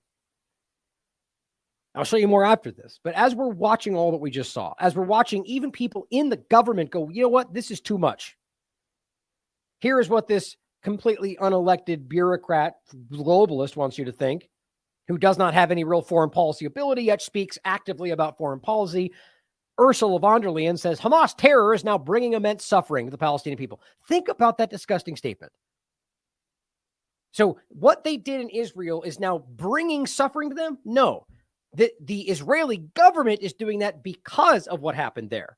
That's the truth. And obviously, this is like arguing that guns kill people. It's stupid. Obviously, it's the person using the tool, right? So you can't pretend that this is, stop hitting yourself kind of a game. They're not doing that. You're doing that. Yes, what Hamas did was disgusting. To then justify a genocide is equally, if not far more disgusting. There is no contradiction, she says, in standing in solidarity with Israel and acting for the humanitarian needs of Palestinians. Oh, so we'll just box out the part where Palestinians are being murdered. I got it. So only two things happening are support Israel or they need help and aid. These people are, they're villains, guys. To actively stand on that line right now means you are either okay or in support of genocide, or at the very least willing to hide it for your political interests. Now, guess what? It's not just people in the State Department. Dan Cohen points this out. An Israeli member of the Knesset, Ofer Kasif, has been banned by the Knesset Ethics Committee from Knesset sessions and meetings for 45 days. The ban was decided after a series of critical interviews with foreign media in which Kasif accused the Israeli government of committing a massacre in Gaza. Of course, you're not allowed to be in the government and have a different opinion, of course, because that wouldn't be government, right? You're not allowed to think for yourself. What do we think this is, a democracy? Or I shouldn't even say that because I don't believe that's what it means, but that's what they would want you to think, right? I mean, just think about how this is the kind of thing is acting like you care about free speech and then attacking newspapers or shutting down people that say things you don't agree with and go, well, free speech because they're liars. You're just playing a game. You don't believe in any of it. But it gets even crazier because what he actually said is the same point we're making. Not only one side, same thing the State Department guy said. Hamas is terrible. What they did is disgusting and they should be condemned. But civilians matter in Gaza. Fired. Has to show you something, guys. Here's what he actually said. The Ethics Committee's decision is another nail in the coffin of freedom of political expression in Israel. That's in regard to him. In each of his interviews, one of which with Dan Cohen, which is down here, that's why he's being reporting on, He says, in each of those, I strongly and bluntly condemned of and expressed my deep disgust at the criminal massacres by Hamas.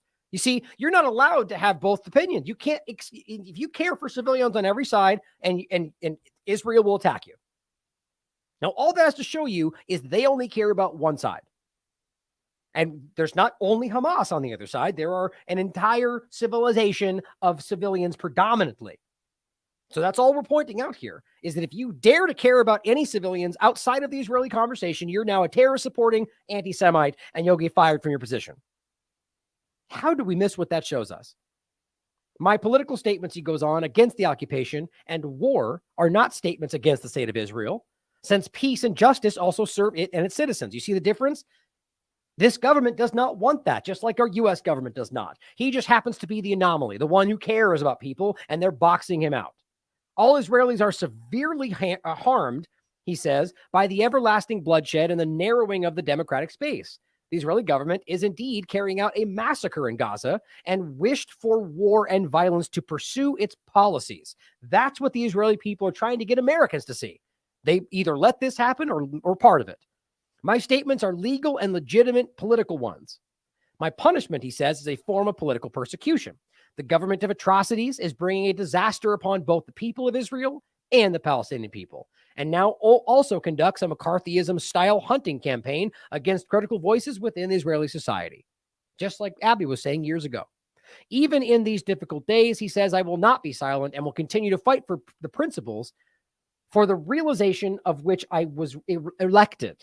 Peace, equality, and justice for all. See, my point is, and obviously he could be lying. My point is, though, that there are people like this in any situation. And it's just not all just always the one thing. It's not just all the Israeli government. There are different people that feel differently, but there's usually the ruling faction. So just realize that even in our government, anywhere else. I mean, I'm jaded as hell about our government, clearly, but in general, we just got to don't question everybody all the time. But always hope somebody might show you that, like, that's the point I made about Trump and anybody else. I don't believe for a second what they thought of him was true, but I always hope they were right. Why wouldn't we? Shouldn't we hope that we're wrong and that they are the people that they tell? I mean, obviously.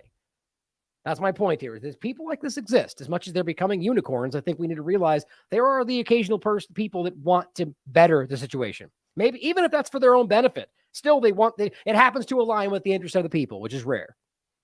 But here's the interview with him, where he warned in this interview that fascist Netanyahu was preparing to launch a civil war against both Jewish and Palestinian opponents of his regime. How long have I been telling you this? Attacking the Orthodox Jews, attacking anybody that did not go along with the narrative, regardless of your religion or your ethnicity. This gets even crazier, right? This is from Forward, a Jewish independent nonprofit, from October 18th, yesterday. Dozens of Israelis arrested. Why? For social media posts defending Gaza. You're not even allowed to defend civilians anymore in Israel as long as they're Palestinian, or never maybe. I think we need to realize what's always been going on. At least 100 Israelis, 100, have been arrested simply for posting on social media that supports Palestinians in Gaza. Not Hamas, guys, civilians in Gaza. And 70 of these people, 70 of them, remain in detention. They haven't been charged with a crime. You know what that's called? The Palestinian treatment. According to this legal advocacy group in the country, Adallah, which represents Arab Israelis in human rights cases, said the arrests are part of an unprecedented crackdown on freedom of expression in Israel. Now realize there are Palestinians, or rather Arabs that are Israelis. There are Jews that are Israelis. And then there's a smattering of other entities that are also Israeli citizens, right? So the point is, just like I said before, it's not just all Jewish people in Israel. Now, the point is that obviously Arab, even Israelis with citizenships are treated as secondary citizens. That's, as Abby was pointing out, that's the apartheid. But this is both Arab Israelis and Israeli Jews. Anybody who is speaking about this right now and saying what you're doing to Gaza is wrong, they're getting attacked for it. I'm going to make this point even more clear in a second. It says, quote, we're seeing things we didn't see before. Adi Mansour, an attorney in the Civil Rights Unit, points out, quote, there's a change in the perception of what is allowed and what is prevented. Oh, is that how laws work?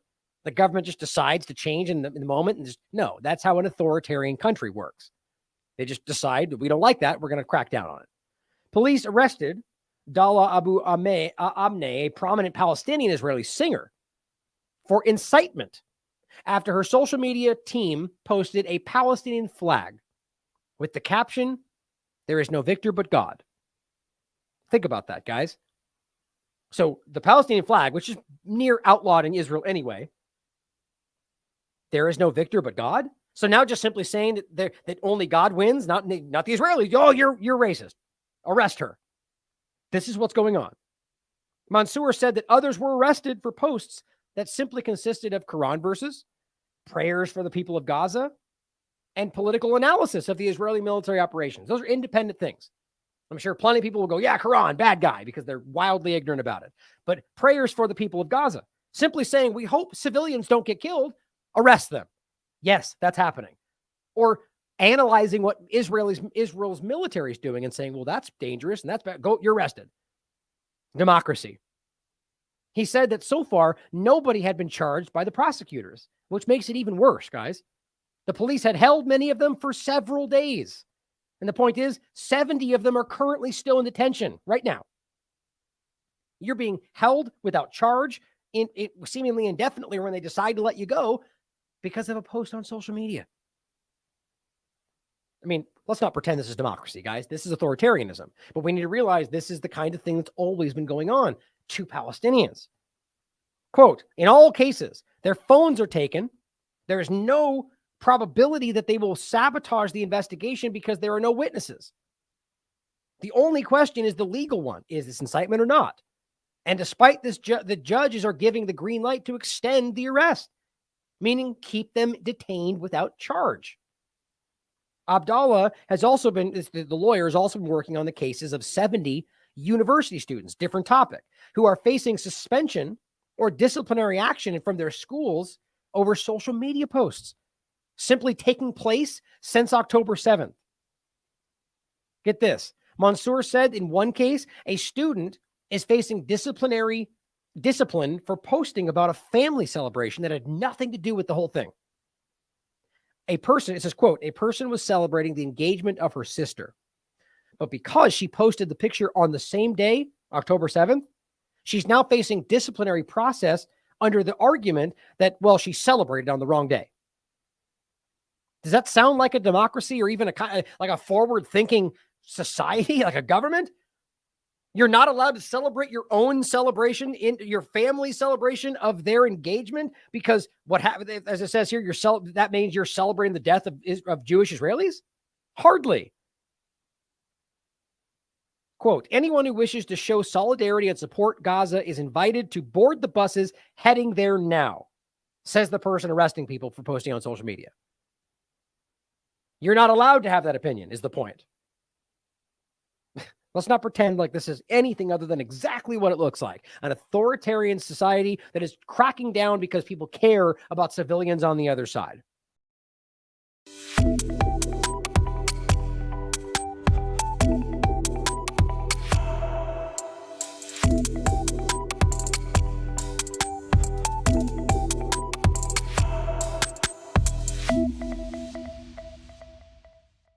This next clip is from Monica Perez and the show Debra gets red-pilled on the Boston bombing.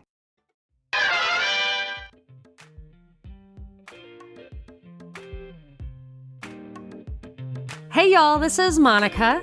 Here is a rare example of a series that I hope to do more of, False Flag Flashback. So stuff that isn't happening in real time, that people may have forgotten about, that newbies weren't even aware of.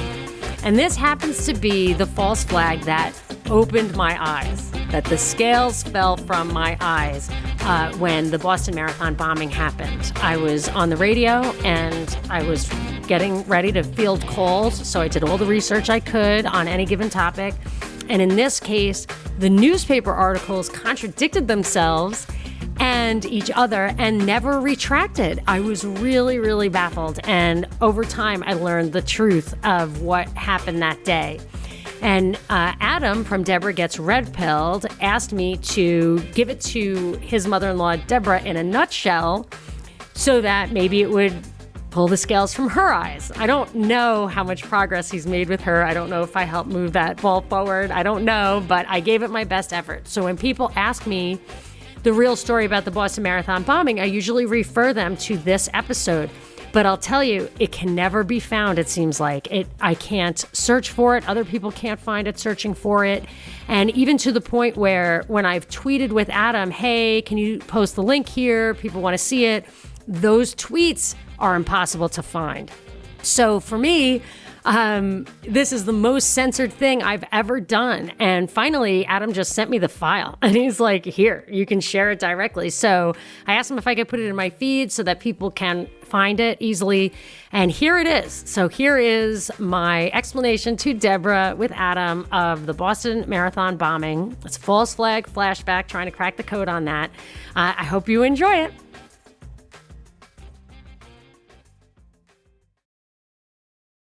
All right, guys, we're back, and here with us right now is returning champion, first two-time guest on the show, Mrs. Monica Perez, coming at us from where? Pasadena? Something like that. That area, LA. SoCal. Got it. And today we're going to get into one of your specialties, which is the Boston Marathon bombing. And yeah, Debra, what do you know about it? Just what the TV told me, that these two brothers came and had a bone to pick and let off a bomb. That's it. Yeah, Muslims. They're all like that. Radicals, yep. Well, yeah, I've heard Monica. I've heard you do this presentation a few times, but we'll give it the DGRP treatment today, and yeah, go for it. All right, because previously I had just done it off the cuff because I had really delved into it so much. But today I actually have 3 pages of notes. I was kind of thinking that you would have, this is what I think happened, that's what I think happened, and I was just going to slay every assumption that you made. But instead, I'll just walk you through it. And this one is really significant in my history because this is what red-pilled me. Huh. So I was not red-pilled at all. I had a radio show. I was kind of drafted into being a radio host by someone who thought I was kind of a novelty because I was an anarcho-capitalist, but I was never a truther. And I would say on my radio show all the time, 9/11 wasn't an inside job. And I would have one reason and one reason alone that I just could not get past is that I did not believe that the U.S. government, that Dick Cheney, whatever, would do that they would kill a bunch of people like that. Then when the Boston Marathon bombing happened and I had totally deconstructed it, I realized that they would do it. This was because I thought it was real. A lot of people thought it was a hoax. If I thought it was a hoax, I might still have given government a pass, but I thought it was real. And then the scales fell from my eyes for 9/11 and everything else. And I realized even a draft is basically unwilling soldiers who are sacrificed to the cause. Maybe Dick Cheney in his mind or whoever did it thought they were drafting people. So this all the scales fell from my eyes, and I never would have happened if it weren't for the fact that I had this radio show. And to this day, I probably would not. I'd be very different in my outlook about the world. I don't know about by now, but yeah, I think I never, it would have taken me much longer to find the truth. And this was 13 years or 12, at least 11 and a half years after 9/11. And what happened was I had this radio show. I was kind of drafted into it. It wasn't my thing. I used to get very nervous. It was a call-in show. I used to say things that people would disagree with. And as a result of that, I used to be hyper diligent about getting my facts in order because it was a call-in show and everybody heard everything that I didn't know. I hated the newspaper, but I would read it for whatever topic I was hitting. And I wanted to be prepared for every single answer, every single question. So it would take me days to prepare for 1 3-hour show. And you were doing, it was like drive time radio in Atlanta? Yes, it was the #1 talk radio station, I think, in that category in the country, and I had a weekend show. Okay. But occasionally, I would fill in during the week, which was a huge audience. I mean, hundreds of thousands of people. It's where Eric Erickson is right now. I would fill in at his slot, maybe a little bit later. And this was one of those days. The Boston Marathon bombing happened on a day that I was filling in, or like the next day when I was filling in for someone, which meant instead of my audience, it was a drive time audience in a big city, and I was worried. So I wanted all my I's dotted, all my T's crossed, and I investigated the crap out of this story. And my number one thing was I wanted to know all the facts, and I wanted to be able to answer all the questions. And as I think it must have been a 2-day period, I'd have to go back and look when the show aired, but I noticed that from day to day, the Boston Globe, which was covering the story the most, would change significant details of the story. And I was so naive. I don't know if you think this is silly, Debra, maybe you still believe, but I would look for the retractions in the newspaper for the facts that they had published yesterday that were contradicted by the next day's paper. I was looking for retractions, and I laugh at myself now because the retractions are always so minor. They never retract the stuff that dismantles a narrative, and in this case, a false narrative. So I went through all the stuff, and as I was about to go to air, when my friend and producer said, what are you planning on saying? I was like, oh, they didn't do it. They were CIA. She was like, you're not saying that. People will go running and screaming. She wasn't trying to censor me. She was trying to save my job. And I said, I'm not going on the air. And this is me. I was like, really wowed by being on the radio, and nothing would have gotten me to just walk away, but I just couldn't. I didn't even know what to say, like mainly because I was like, well, I have nothing else and I can't rewrite the story. I have to just tell the story as I know it. We literally got the program director on the phone right before airtime so that he could talk her down. And he said, I thought he was going to, I didn't know what he was going to say, but he said, if you have reasons to believe what you believe and you make sure it's clear that stuff you know and stuff that you think are clearly delineated, your facts, your sources, which is a journalistic standard that no one else has to live up to, I might add. But he said, you can say whatever you want. That guy was a star.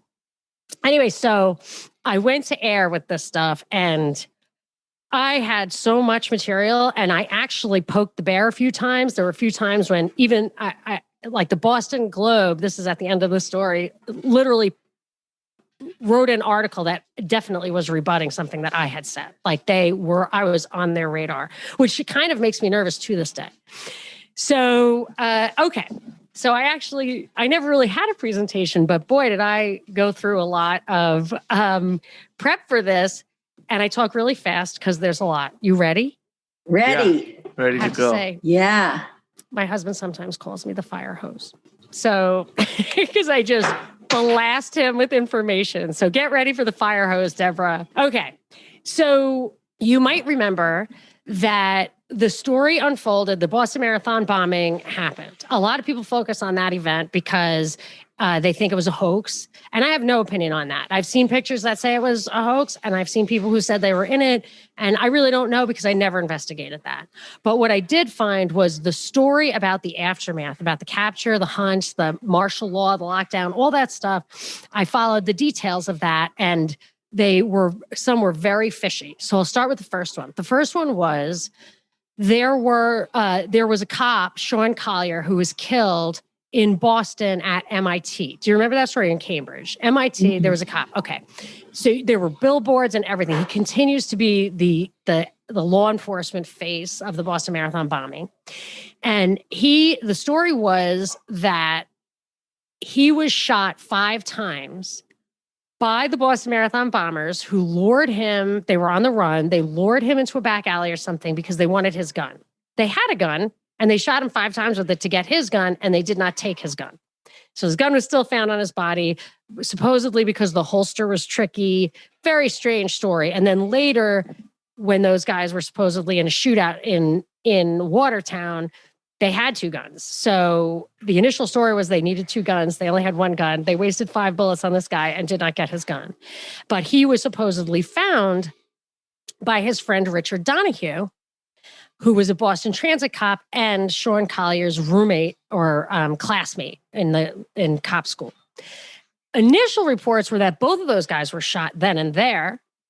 And but the later reports were that Donahue was also shot that night, even though he was the guy who discovered Sean Collier's body, because he was in the Watertown shooting with the Boston Marathon bombing guys.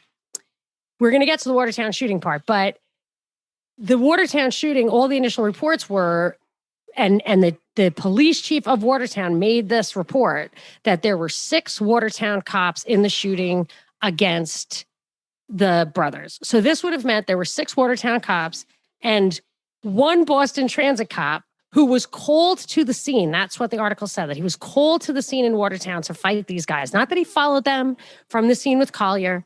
And to me, that's impossible to believe because he was a first responder when a cop got shot execution style and they take a Boston Transit cop. There's no other cops outside of Watertown. This Boston Transit cop is fighting it out against the Boston Marathon bombing. Very hard to believe.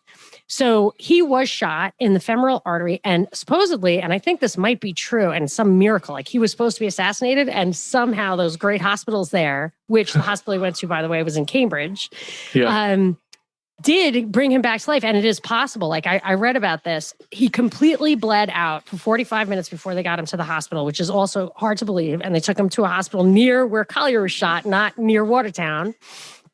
And I thought that they were both probably shot assassination style in Cambridge, unrelated to the Boston Marathon bombing, was my feeling. And I thought, I wonder if they were, because they were young, if they were whistleblowers of corruption they saw, or they were in on no good. And I just wondered if it was an inside job. I wondered that out loud, probably in writing, only to find out months later that the bullet they pulled from Donahue was a cop bullet, was a government-issued bullet. So it was friendly fire, they called it. But that story was fishy. And I didn't expect Donahue to remember anything about it. And of course, he didn't. He did survive. He's still alive, and he has never remembered anything about that day. Can I ask a question, Monica? Yeah. When they pulled that bullet out of him months later, did any of the story change? Any of the narrative change? There was one change in the narrative, which was they had said then that there was like a multi-unit response in Watertown that included him. So the story of it being 6 cops and this guy did change later. But I don't remember anything else. Are you thinking of something I said that I'm not thinking of? Were they admitting that it was friendly fire, or were they still? Okay, got it. Yes, they said in Watertown, in the shootout, he was a victim of friendly fire, that he wasn't shot by the Tsarnaevs ultimately. Okay. So then we're going to get back to the Watertown shootout. I think the next important thing from that night was, or from the escape thing, do you remember anything about a hijacked vehicle, a hijacked victim, anything like that? Did you ever hear anything about those guys hijacking a car in Cambridge the night they were escaping? Don't recall that. Don't remember. Okay, well, that's people who are listening. Anybody who remember, now this thing was 7 years ago. It was on tax day in 2013, so it was 8 years ago. Coming on 8 years ago, so it was a long time. And but people who are suspicious of stuff like this remember the details. And this was one of the details. So the story was that the official story was that they hijacked a car, a black SUV. The guy who owned the car, they escaped eventually. But before he escaped, he was a Chinese guy, and that's important. And before he escaped, they confessed to him. They said that although they killed a bunch of people, the Boston Marathon bombing, they weren't going to kill him because he was Chinese and they only wanted to kill Americans. Now, there was a Chinese person killed at the international event they had just bombed, so it didn't really make sense. And then they asked him if the car, this was a ridiculous question, if the car could be driven to New York because they were going there to do more crimes. And that was not only a confession, but it was also kind of a license to kill from law enforcement because they were on their way to do something else. At some point, even though law enforcement suggested that they, like the story said that the cops couldn't find these guys, despite the fact that there were records of them using their cell phone the entire time. And I'll tell you why I think they did that, because their family is deep CIA, that they were trying to reach people who could help them.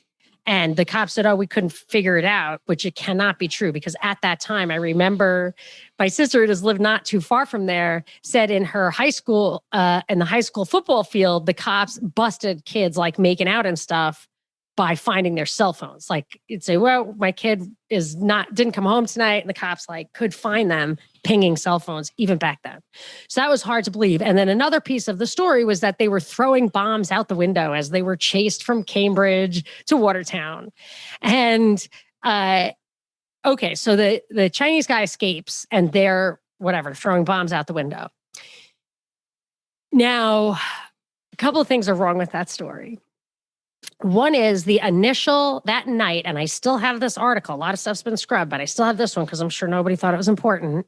The guy when the carjacking victim escaped, he ran into a gas station. And the attendant of the gas station said at first he thought the guy was like faking or acting. It just didn't seem real to him, but that the guy was Caucasian and said that he was thrown out of his own car. So he wasn't Chinese and he didn't escape. And then the other thing is those guys had a green Civic, which they actually say in the story of the carjacking, one of them jumps out of the green Civic and hijacks this guy's car. Now, the green Civic ended up in Watertown. There are pictures of it with the bomb squad surrounding it for hours. And there was also a bolo, be on the lookout for the green Civic at one point that night. So the story has to be that one of them drove the carjacked car and the other drove to the green Civic, but who was throwing bombs out the window? So every single thing I'm saying is in the articles, and most of them I can show you, although I was taken down from WordPress. So some of the links got busted and some of that stuff got scrubbed. But I had my shows, they probably are still there, and I wrote a lot of articles about it. So they ended up, so then there was another element of that, which was that in Watertown, there was a white guy on the ground with his hands on his head. And you could hear in the background, there was video saying, don't shoot. It's not what it looks like. That guy's a cop. So my feeling was, and I'm going to tell you the CIA background of the brothers for you to understand why this is plausible. My thinking was that cop, that SUV that ended up in Watertown had nothing to do with any carjacking that may or may not have happened in Cambridge, but was a undercover cop vehicle that this cop was in that lured those guys to Watertown because they wanted to turn themselves in. And that the cops started freaking out and he almost got killed, but he didn't. So there's more to that story. I know you love that DJ, so I bought us tickets for next week. Got you a coffee, oatmeal cappuccino, right? Your bookshelf. Wow. You've got a really great taste. Let's spend the day together. I've got it all planned out. Kindness. Now that's sexy. Try it for yourself with compliments. Now on Bumble. Let me just make sure I got. Oh, one thing is John Miller. Do you know who John Miller is? He was a journalist. He was a journalist on CBS for a while. My guess is you would recognize him if you saw him. He was pretty popular at the time. Prior to his being a journalist, he was a PR guy for the FBI, and now he's the PR guy for the New York Police Department, or he was the last time I heard from him. But during this time, he was a CBS reporter, and he got an exclusive interview with Danny, where Danny was kind of in the shadows, muffled voice, and told this story, which definitely conflicted with the evidence. So that was just very curious. Okay. What happened? The shootout in Watertown. All right. So there was some video, lots of different pieces of video, pictures, media coverage, stuff like that. There was one piece of video that showed, you couldn't really see it, but you could hear it clearly. It was probably the older brother saying, "We give up. We didn't do it." And right after he says that, he's out of the car. You hear, after he says, "We give up, we didn't do it," a hail of bullets. So the shooting started after he surrendered, which is pretty fishy. And also it was dark. So I don't know how that folds into the whole Donahue Collier story. But anyway, but here's what's weird is that, okay, that's what happened. And then later that night, it was quite late, there was a CNN report, which I don't know if I still have the video of, but I had the video of it. It was a naked man being put in a cop car, naked. The guy was stripped naked, put in a cop car. Well, when I had that picture and I stayed up for hours into the night comparing that with an article I had found called Will Box for Passport, which featured Tamerlan Tsarnaev as a guy who wanted to be on the American Olympic boxing team and was willing to keep his amateur status in order to get U.S. citizenship. There was this whole story about him. It showed his girlfriend, who they said was an Italian Portuguese chick. He said he had no American friends. That picture was the picture of his wife, who was an American, whose grandfather was in Skull and Bones, whose father went to Yale, whose grandfather was in military intelligence. His wife was deep state, from a deep state family. She was not a Portuguese immigrant, but it was the same picture. So I found that article, which was partially scrubbed or fully scrubbed, but I found the pictures of it. And there were pictures. He was a boxer. So there were tons of pictures of him without a shirt on. And he had a very distinctive body, like a really, really rectangular pecs. And it was just extremely distinctive. And I scrutinized the crap out of it. I looked at other people, like, does everybody look like that? Blah, blah, blah. So there was no doubt in my mind that was the same guy. And because it was the same guy, I knew that the naked man was Tamerlan Tsarnaev in police custody, alive. To the point, they were such good pictures that Alex Jones ripped me off. So after I published them, Alex Jones put them on his site. I was like, it was a moment of both thrill and resentment. Yeah. So I said that on the air. I think I covered it more than one day because I seem to recall I was back on Saturday with more of the story. And a few people, one on Facebook and a caller, warned me as a friend and fan, never to say you're sure about something like that. If you just say you're not sure, you'll be okay. But if you start saying you're sure, that's where it's going to be a problem. And I was like, I was too stupid to listen to him, to be honest with you. So, and now I feel like it's enough time has passed. Nobody cares. But so So I was sure that was him. Yet it was said that he was that his brother somehow jumped back into the car and ran his own brother over and killed him. I saw a picture of the body, and it had, or a autopsy report, something that made it clear that he was shot as well as bludgeoned or run over, blunt force trauma. But I believe he also had bullet wounds. And there was a radio call-in show where a woman said she was sleeping over her boyfriend's house, he lived in Watertown. She saw out the window Tamerlan Tsarnaev getting run over by a cop SUV.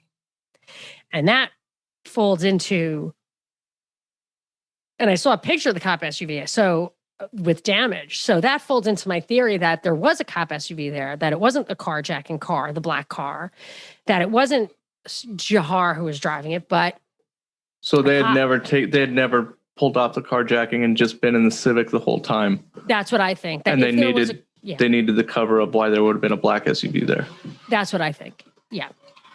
So then Jahar Tsarnaev was dead. I mean, you see pictures of him dead. So you see him in police custody, alive, and then you see pictures of him dead shortly thereafter. But the dead pictures, are they just like morgue pictures? Yes. There's nothing at the scene. No, although I believe there is still that audio of the woman with the blow-by-blow of what she saw, and that makes more sense. How do you think? Sorry, go ahead. Yeah, please. How do you think, or why was he naked? Yeah, I think they stripped him because he was a bomber. Okay.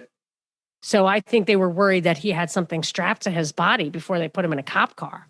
Oh. Right, so that just the fact that take off your clothes. Not everybody there was in on it. Oh no, the Watertown cops were not. That's why they wanted to shoot the undercover guy by accident. Oh, okay. Yeah, so I think they said, take your clothes off. And so we can see, you know? Yeah. And then they just arrested him straight up. Yeah. But then I think that's when all the other agencies converged and things started to change. And that CNN stuff got pulled. And CNN said that was not him. That was a different man. But it was not a different man. And so the initial report is that he's dead on the scene. Because his brother ran him over. Right. Okay. Which is like virtually impossible to believe when you follow. I mean, the kid ran away. The kid was a dental student. He went to Boston Latin, which is one of the most prestigious high schools in the country. I mean, these guys were very well connected. So let me get into that. Can we back up just to clarify? So, all right, the story is that he got shot and then his brother, trying to escape, ran him over. Yes. But then the flip side of that is that they put him into police custody naked. Yeah, well, so this those is are what I'm saying. What I'm saying is Tamerlan Tsarnaev was put into police custody, I'm guessing, by the Watertown cops. And then other cops showed up and dragged him out of there or interrogating him, whatever, and assassinated him. Okay. But the brother ran away. That's what I think. The brother ran away. Mm-hmm. And then Boston went into lockdown.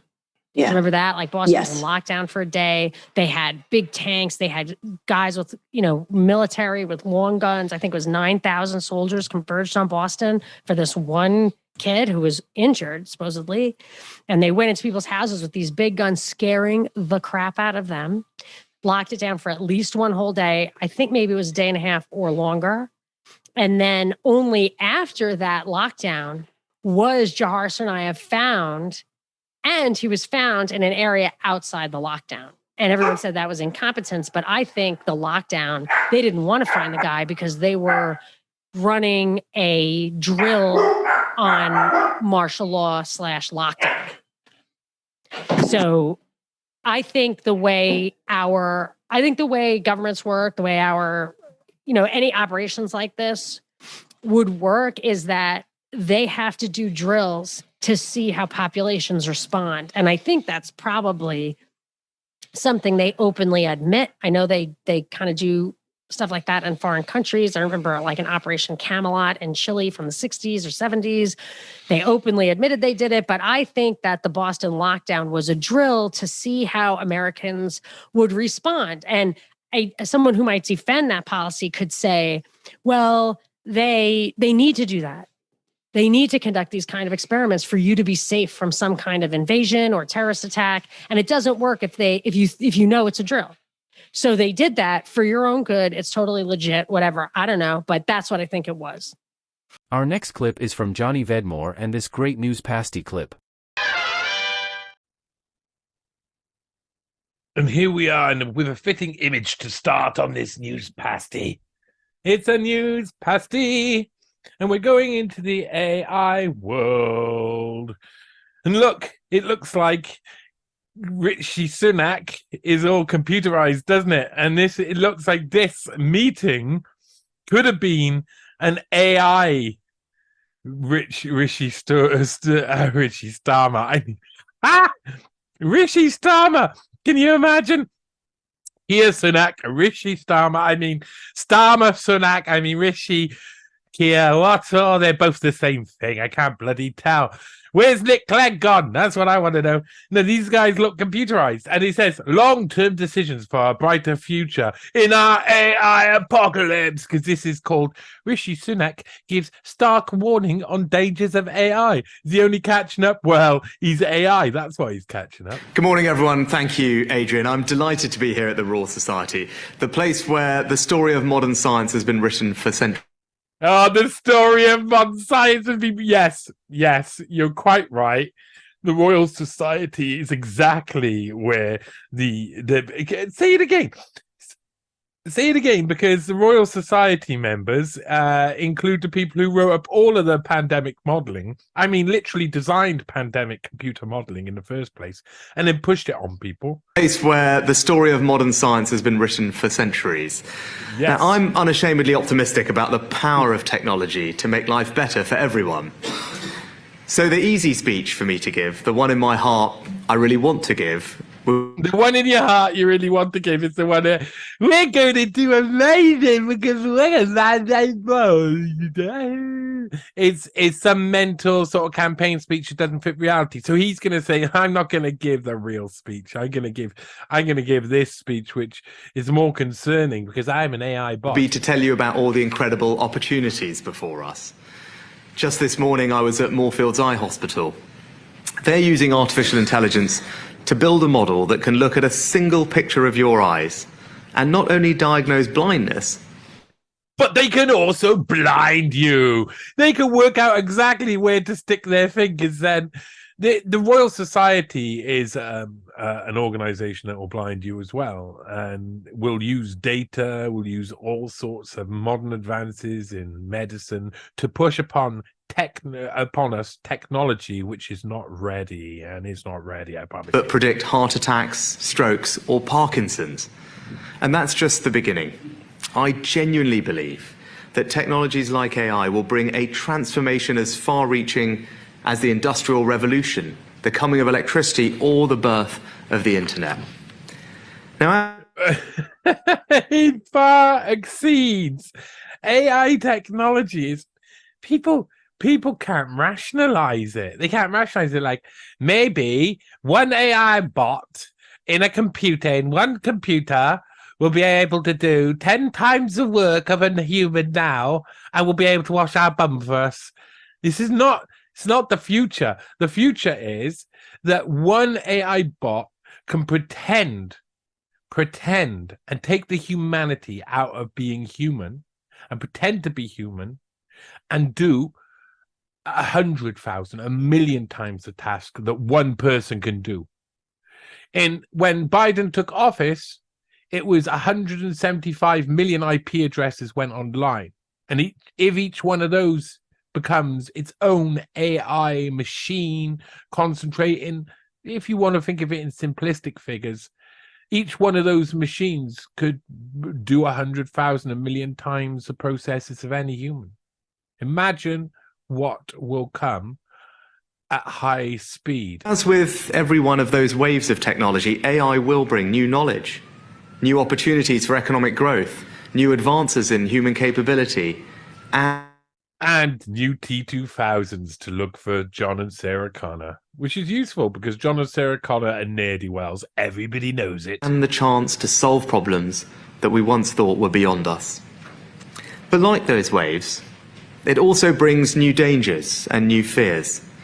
I really do. I'm starting to be suspicious that this is actually some form of AI Rishi Sunak, and this has been done to make a point of something because it keeps glitching here and there. And this is what's going to happen in the future. You're going to be like, is this a real person now, or is this a computer who's talking to me? I applied for a job where you I want to see what would happen, of course, but I applied for a job where you talk to AI and try and train it up by talking to it. And I wanted to see what the process was like, the interview process. It was really interesting. One of the weirdest jobs I've ever seen. It was basically like the interview process, or the application process asked you questions that were just so far removed from any other application, and it makes you want to give it information. It's asking, because the application form itself would have been written up by AI, and the response you get when they decline, because they're always going to decline, because of course I'm a conspiracy theorist and they could probably tell that I'm after finding out what they're doing on the inside because I'm an investigative journalist, but the response is all AI. The every stage is AI responding to the applicants, and you don't have to go through humans nearly most of the time. They're getting us used to that. Automation has all got us used to that. So the responsible thing for me to do, the right speech for me to make, is to address those fears head on, giving you the peace of mind that we will keep you safe, while making sure that you and your children have all the opportunities for a better future that AI can bring. Do you really think that Roland Rat over here can keep you safe? Do you think that he wants to keep... I want to address these fears head on, So instead of tackling the fact that AI could bring down the fall of humanity, I'm going to say it'll still bring you good stuff. Don't worry, we're tackling the fears. Nothing bad's going to happen. Your kids are going to get a good future. And all of that military defense contracting for AI doesn't mean anything, I promise you. When you're having your skin pulled apart by robots, don't blame me. Have a look. If you want, have a look. Type in EATR. EATR. I say EATR. Machine device or whatever. It was basically a large human death killing machine that was fueled by human blood and or by biological matter, biological matter. And honestly, what they've started creating in the past, they stick AI on and it becomes something else. Don't let them do this. Now, doing the right thing, not the easy thing, means being honest with people about the risks from these technologies. So I won't hide them from you. That's why today, for the first time, we've taken the highly unusual step of publishing our analysis on the risks of AI, including an assessment by the UK intelligence communities. He's like a bad talkover actor for a bad advert for a bad product. He's like the low end voice actor. He's not even like, there's nothing about him that feels real. He is just a banker, just a banker. Now, these reports provide a stark warning. Get this wrong, and it will be pasties. No more pasties. Zero pasties. All of the pasties will be gone. And AI could make it easier to build chemical or biological weapons. Whoa! I think, again, like the recent speech that Biden made, I think it was at the UN where he talked about AI. So Rishi Sunak's late on this ball. Even Biden's ahead of him on this game. I mean, that takes something for Biden to be ahead of anybody. This idea that they want to create biological weapons. What they've been doing on us for 3 years is experimental stuff. You trying to create biological stuff and not call it weapons when it can be used as weaponry. They wanted to do that for ages. AI is so important to that plan. And then all they're going to do is he's going to list out all of the things that they're doing behind closed doors. Terrorist groups could use AI to spread fear and destruction on an even greater scale. Criminals could exploit AI for cyber attacks, disinformation, fraud, or even child sexual abuse. All of that can be done for the government. Think about this. Think about it from a government perspective. AI could make it easier to build chemical or biological weapons. For the government. Terrorist groups could use AI to spread fear and destruction on an even greater scale. Yeah, government institutions can use AI to spread fear and destruction on an even greater scale. Imagine an even greater scale than they do it now. Criminals could exploit AI for cyber attacks, disinformation, fraud, or even... Governments can exploit AI for cyber attacks, disinformation, and even... child sexual abuse. Child sexual abuse. And in the most unlikely but extreme cases, there is even the risk that humanity could lose control of AI completely. It's glitching all over the place. It's making me think that it's AI. Yeah, we could lose AI, control of AI completely. And what happens then? Well, it's probably a better form of government than Labour or Conservatives have to offer, but I prefer to stick human. Through the kind of AI sometimes referred to as superintelligence. Indeed, to... Yeah, but when you're talking, okay, for people who don't understand AI, there's 3 stages of AI. There's what we got now, which is the basic AI, and then we got general intelligence, which is heavy, and then you got the supreme intelligence, which is super duper heavy. And we're unlikely to get to any singularity, most scientists believe, until late part of the century, but I don't believe it'll come at all. Though lots of people would say you don't want to take a risk, but they're taking the risks. They're trying to develop it. They're trying to make it bigger. Rishi Sunak is signing off all of these experimentations, all of this ability to try and make bioweapons. All of this sort of stuff is being done by the government at the same time as he's making his speech. Quote the statement made earlier this year by hundreds of the world's leading AI experts. Yeah, there you go. Mitigating the risk of extinction from AI should be a global priority alongside other societal scale risks such as pandemics and nuclear war. And AGI will not be reached until 2070. Their consensus was as well, but who believes that? Because they're in it. They're in the Royal Society. They're the ones who are manipulating stuff. They're the ones who are doing stuff behind closed doors. These people have zero accountability. Remember, out of the Royal Society, think about it. Roy Anderson, who was mentored to Neil Ferguson. Roy Anderson created pandemic modeling, took charge of the foot and mouth crisis and burnt all of the cows, taught Neil Ferguson everything he knew, created his form of computer modeling to be what Neil Ferguson pushes, who pushed over and over again to try and spark pandemics where there were no pandemics. Jeremy Farrar, Royal Society, or their head of Wellcome Trust, as they are doing things officially for government with no accountability whatsoever. So they're fronting up, being told to be the coordination teams for Fauci and Whitty in the BuzzFeed emails. Edward C. Holmes, who supposedly helped to find the actual genetic map of COVID on January the 10th or 11th of 2020. Bull. They were helping. He was over there in China when it got released. I mean, the whole thing is just bull. There's loads of people.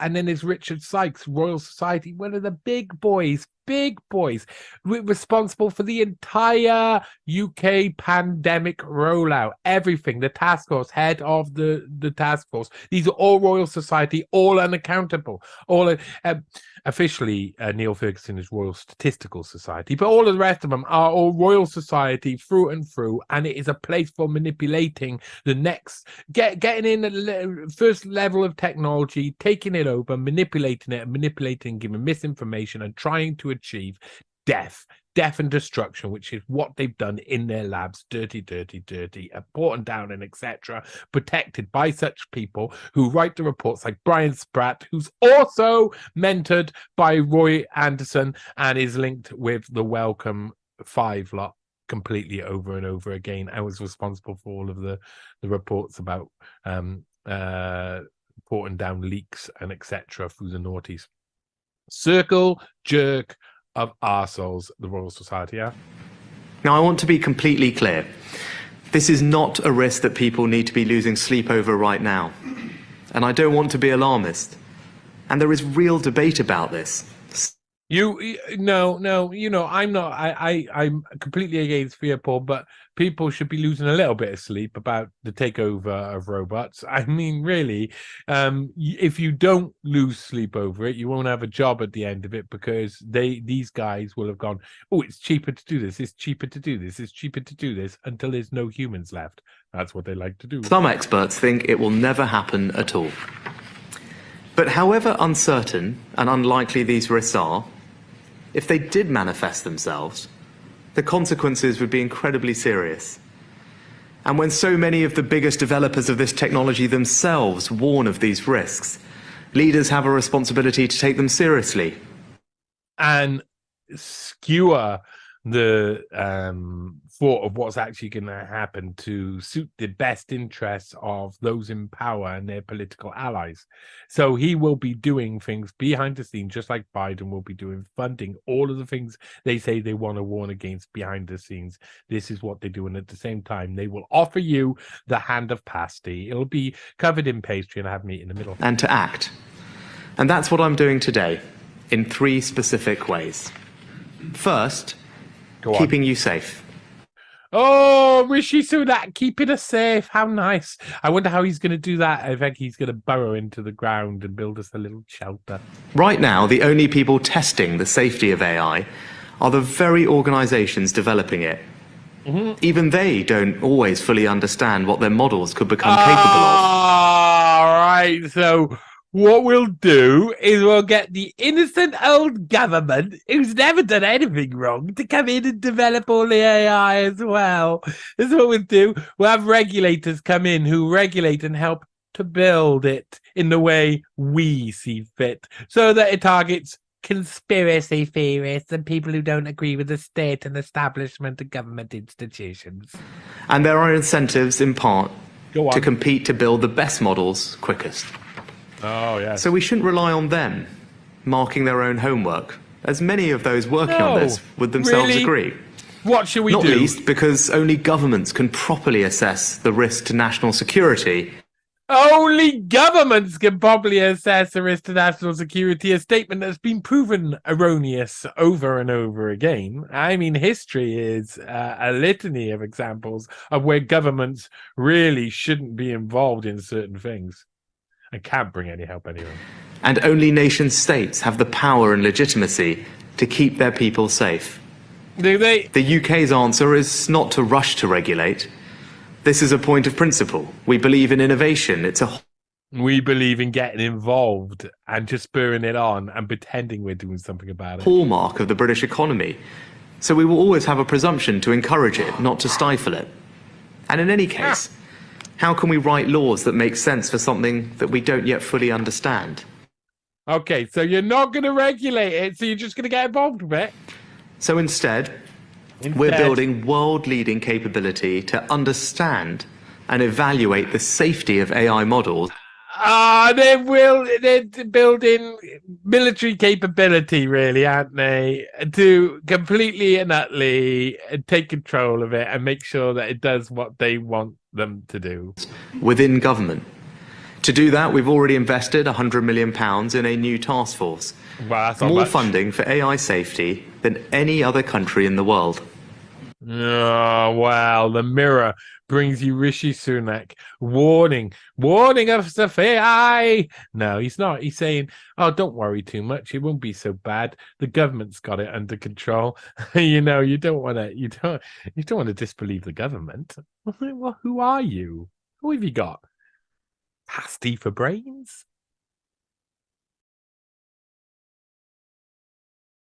Our last clip is from Alison Morrow on how to save small farms.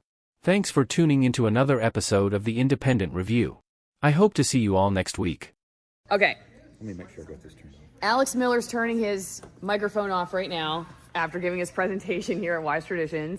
Farmer and local East Tennessean. I'm just going to start this out by saying my beginning for agriculture and understanding food started in East Tennessee because I wanted to get out of the newsroom and get out of town and be in pretty places, and farmers were nice. And so I was like, I'll cover agriculture because I can meet nice people and be in pretty places. And one time I showed up at a farm where they were doing electronic ear tags. It was this new thing. And so I went out to learn about electronic ear tags, and the farmer asked this very simple question, why electronic ear tags? And he answered that when the cows go to the feedlot in Iowa, that's what he said, Iowa, then if there's a foodborne illness outbreak, we can trace it back to the cow. And I said, what is a feedlot? Because I just thought cows were on grass. Like, I always saw cows on grass. I'd never seen a feedlot. Isn't it interesting how we never see feedlots, but we always see the cows on grass? And we just walk around thinking that's how all cows live. So then I had to look up what a feedlot was. Anyway, I can probably blame everything, my censored podcast, the, rebellious nature of myself in a TV newsroom, like all on that, probably that one day. Well, that's great. I know, in East Tennessee. Yeah, well, I'm glad somebody stirred all that up. It's great to have it's great to have people that understand the issues, especially the issues with feedlots, and the fact that all cattle eat grass, but not all cattle are finished on grass, and those that aren't finished on grass are typically fed in a feedlot, and it's a pretty miserable existence that they have. In the talk that I just gave, I equated it to a big feedlot would be similar to taking 100,000 people and locking them into a football stadium and feeding them junk food, and it's not a very healthy environment, and most of the people at Western Price are going to understand that that's not going to produce the product that they want in the meat either. So it's great that you understand what a feedlot's all about. Okay, so your talk was focused on how we can save small farms. Mm-hmm. So let's talk about the problem first, because one of the things that really drew my attention was, well, two parts of it. The number one was just the very few companies that essentially are responsible for the vast majority of the meat that's on the market, right? Didn't you say there were 4? Yes. Okay, and then also the fact that half of them aren't even the United States, but we have this loophole where you think you're eating American beef, for instance, but you're not really. So let's talk about those two things. Okay, yeah, so 85% of all beef produced in the United States goes through just 4 of the big 4 beef packers. 2 of those are located in Brazil. And with 84% or 85% of all the product moving just through 4 companies, it's very easy for those 4 companies to dramatically control food prices. So, for example, in the first few weeks of COVID, they increased the price on their meat products 67%. Meanwhile, they reduced the price that they were paying to producers by 12%. That nobody in a free market society should have that much power. And there's a lot of work and a lot of concern right now in trying to reduce the amount of power that's held by those big 4 packers. And until they do, they've got a real stranglehold on the cattle business in particular. And as far as the not knowing where your food comes from, that gets back to the issue I was talking about, was country of origin labeling. So meat that's coming in, let's say from New Zealand, that's labeled grass-fed. A lot of people will hear grass-fed and think, oh, you get this, you call it, view comes up, it's, oh, I can see the cattle out on the pasture and that's what I want to eat. They don't know that, yeah, it may have been on pasture, but it was on pasture literally halfway around the world. It really doesn't make sense for us to be moving meat halfway around the world when we can produce perfectly good grass-fed beef here in the United States. And that gets back to the importance of eating locally. If you want to support your local farms and you want to support good, safe, nutritionally dense food, you need to be buying from local farmers, and you need to know how those local farmers produce their food that you're going to be consuming. Mm-hmm. Okay, and like you said, basically if it's inspected by a USDA inspector, then it can be That's what American. It's going to say on there. It's going to say inspected USDA, and it's not going to say from New Zealand inspected by USDA. Okay, so then you're thinking it's American. Okay, so and correct myself, it's not meat, it's beef. 85% of the beef market is 4 companies. Is that right? Yes, but the threshold for this, normally economists would say any concentration, that's anytime you get the 4 largest firms in the industry holding more than 40% of the market, you're not going to have a competitive marketplace. In beef, it's 84% held by those. But in the other meats, it's almost as high. So beef is the worst, but not by a whole lot. You were correct in saying meat. Basically, any meat that you buy in the United States is going to come through a very small and highly concentrated industry where the big players control the price. And the food that those animals ate also controlled by let's small. say for chickens, if you're producing chickens for Tyson, they're going to tell you exactly where your chickens are going to come from, what breed they're going to be, what day they're going to show up, how much they're going to be fed, and when they're going to be harvested. All you're doing is providing the labor, and they'll decide every single item that goes into the recipe of the animals, of the feed that the animals eat, including the antibiotics that they're going to get in the water. Okay, so your solution for people, and you said it's never been easier to buy direct, and actually, before you even answered your top 3 things that people can do, when it comes to the direct to consumer, it seems like, listening to Sally Fallon Morell, for instance, talking about raw milk, how much more money the direct consumer raw milk market is bringing a farmer versus the, I know struggling dairy farmers, working for big companies that are, barely able to make ends meet. They get paid cents on the dollar. And you said that too, 7 cents or something? 7.8 cents. So the USDA data shows that if you just look at the money that's captured out of the food dollar spent in the United States by the farmer that produced that food, it's 7.8 cents on average across the spectrum of all food products. And you can't live on that as a farm. If the consumers are spending $1 and you're giving 7.8 cents of it, that's not a viable market. So I believe that the only way to be viable in kind of farming we do is sell directly to the public. The other alternatives, there are some very well-to-do farms. They're big industrial agricultural farms. They're heavily subsidized by the industry and heavily dependent upon extractive agriculture and chemistry-based agriculture. We don't want to do any of that. If you want to eat food that is the kind of food that a Western Aid Price member would want, clean, nutritionally dense, no chemicals, no antibiotics, all those sorts of things, I think you have to go to a small farmer. And it's important that that small farmer be selling directly to you, and it's important that you meet that farmer or know someone who has and can assess that farmer and do your due diligence and make sure that farmer, just because you're local doesn't mean that you're doing things the way you want them done.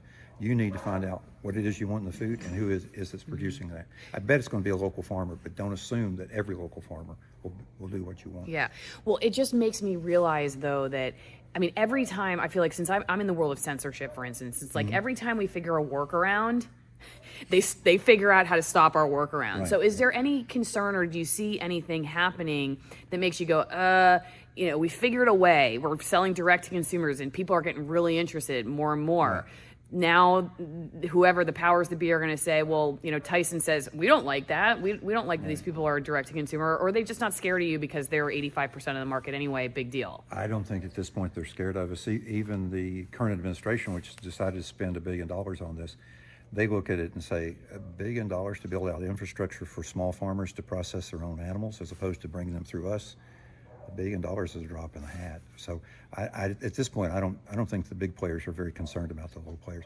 And as they see the viability, they'll buy up the small farms, and that'll be the easiest way for them to do it. And they'll say, okay, now, we've got this small local label that they're offering, and there's some of that already taking place. But it's not going to. If you do your due diligence and you go visit those farms, you won't be there long before you realize, wait a minute, this isn't a small family farm the way I thought it was going to be. Okay, promise this is my last question before your top 3 solutions.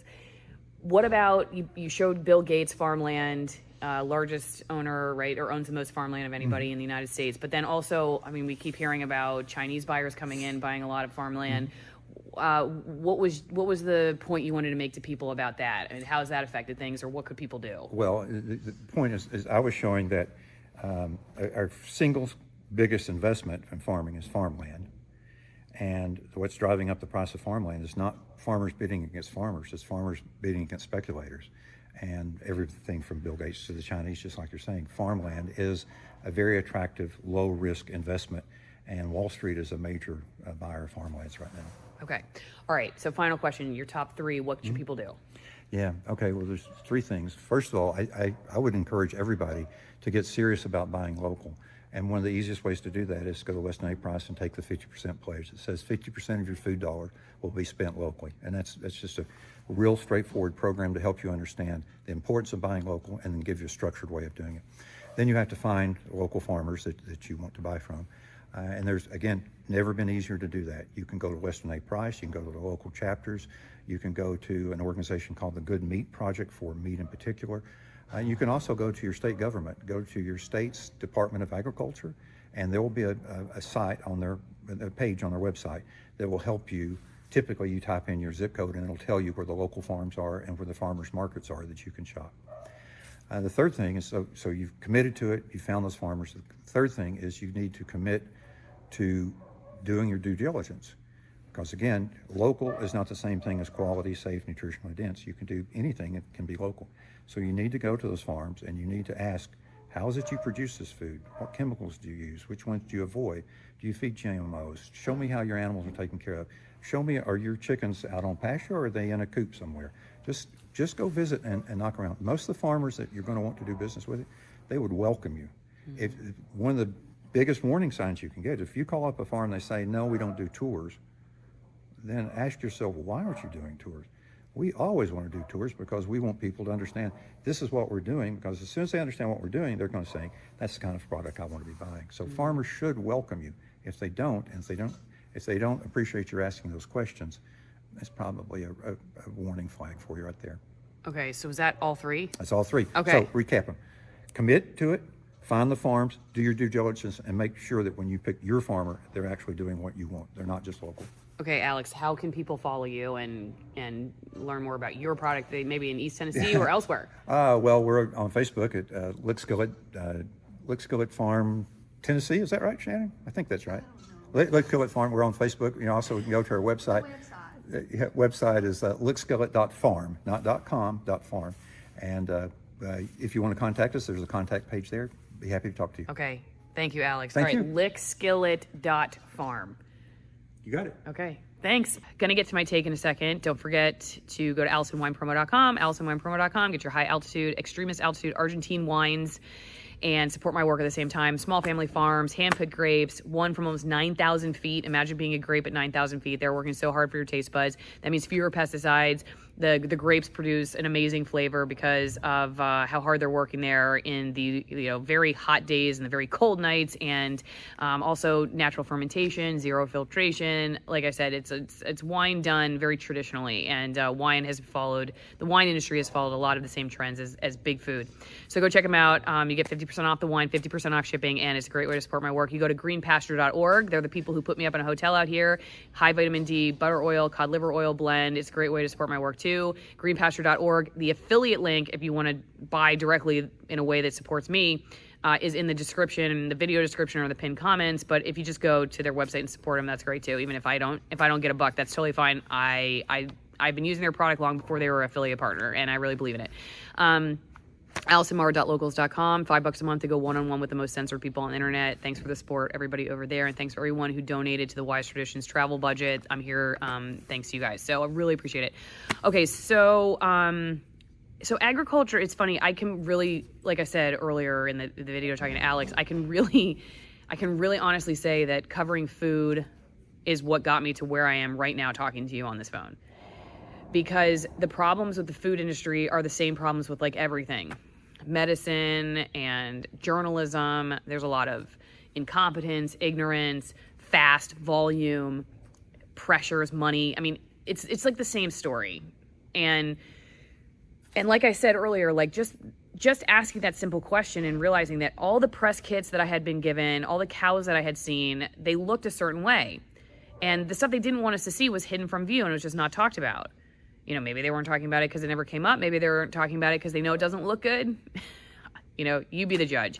But if you start getting into food, it's very hard to turn your eyes away from the other stuff. It's so interconnected.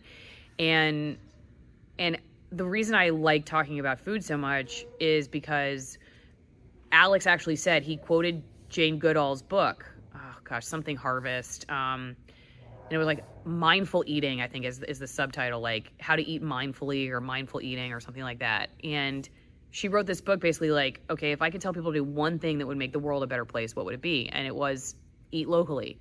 And you know what? I really have come to believe that like that's because the food system is so intricately involved in so many different parts of our lives and so many different industries that just are not doing great right now.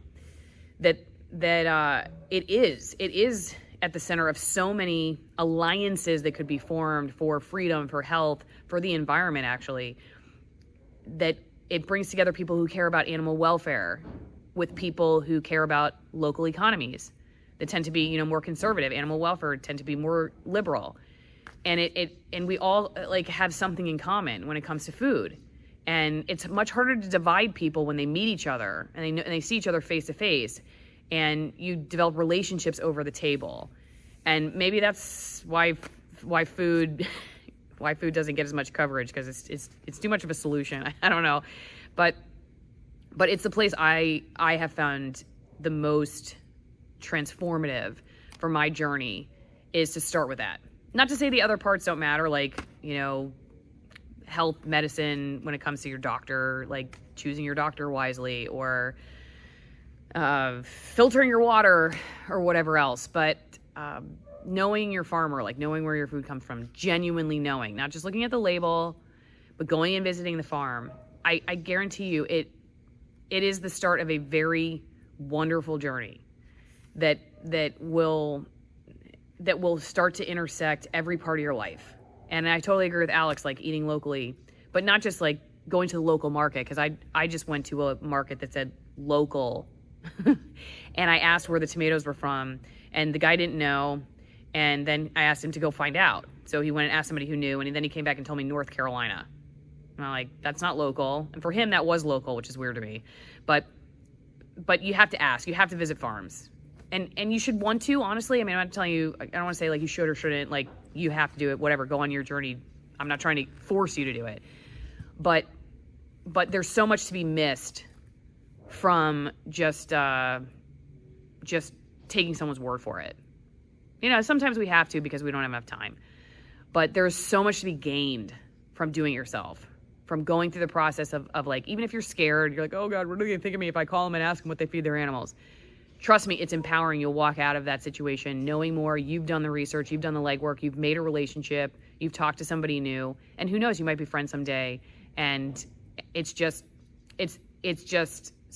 is so enriching.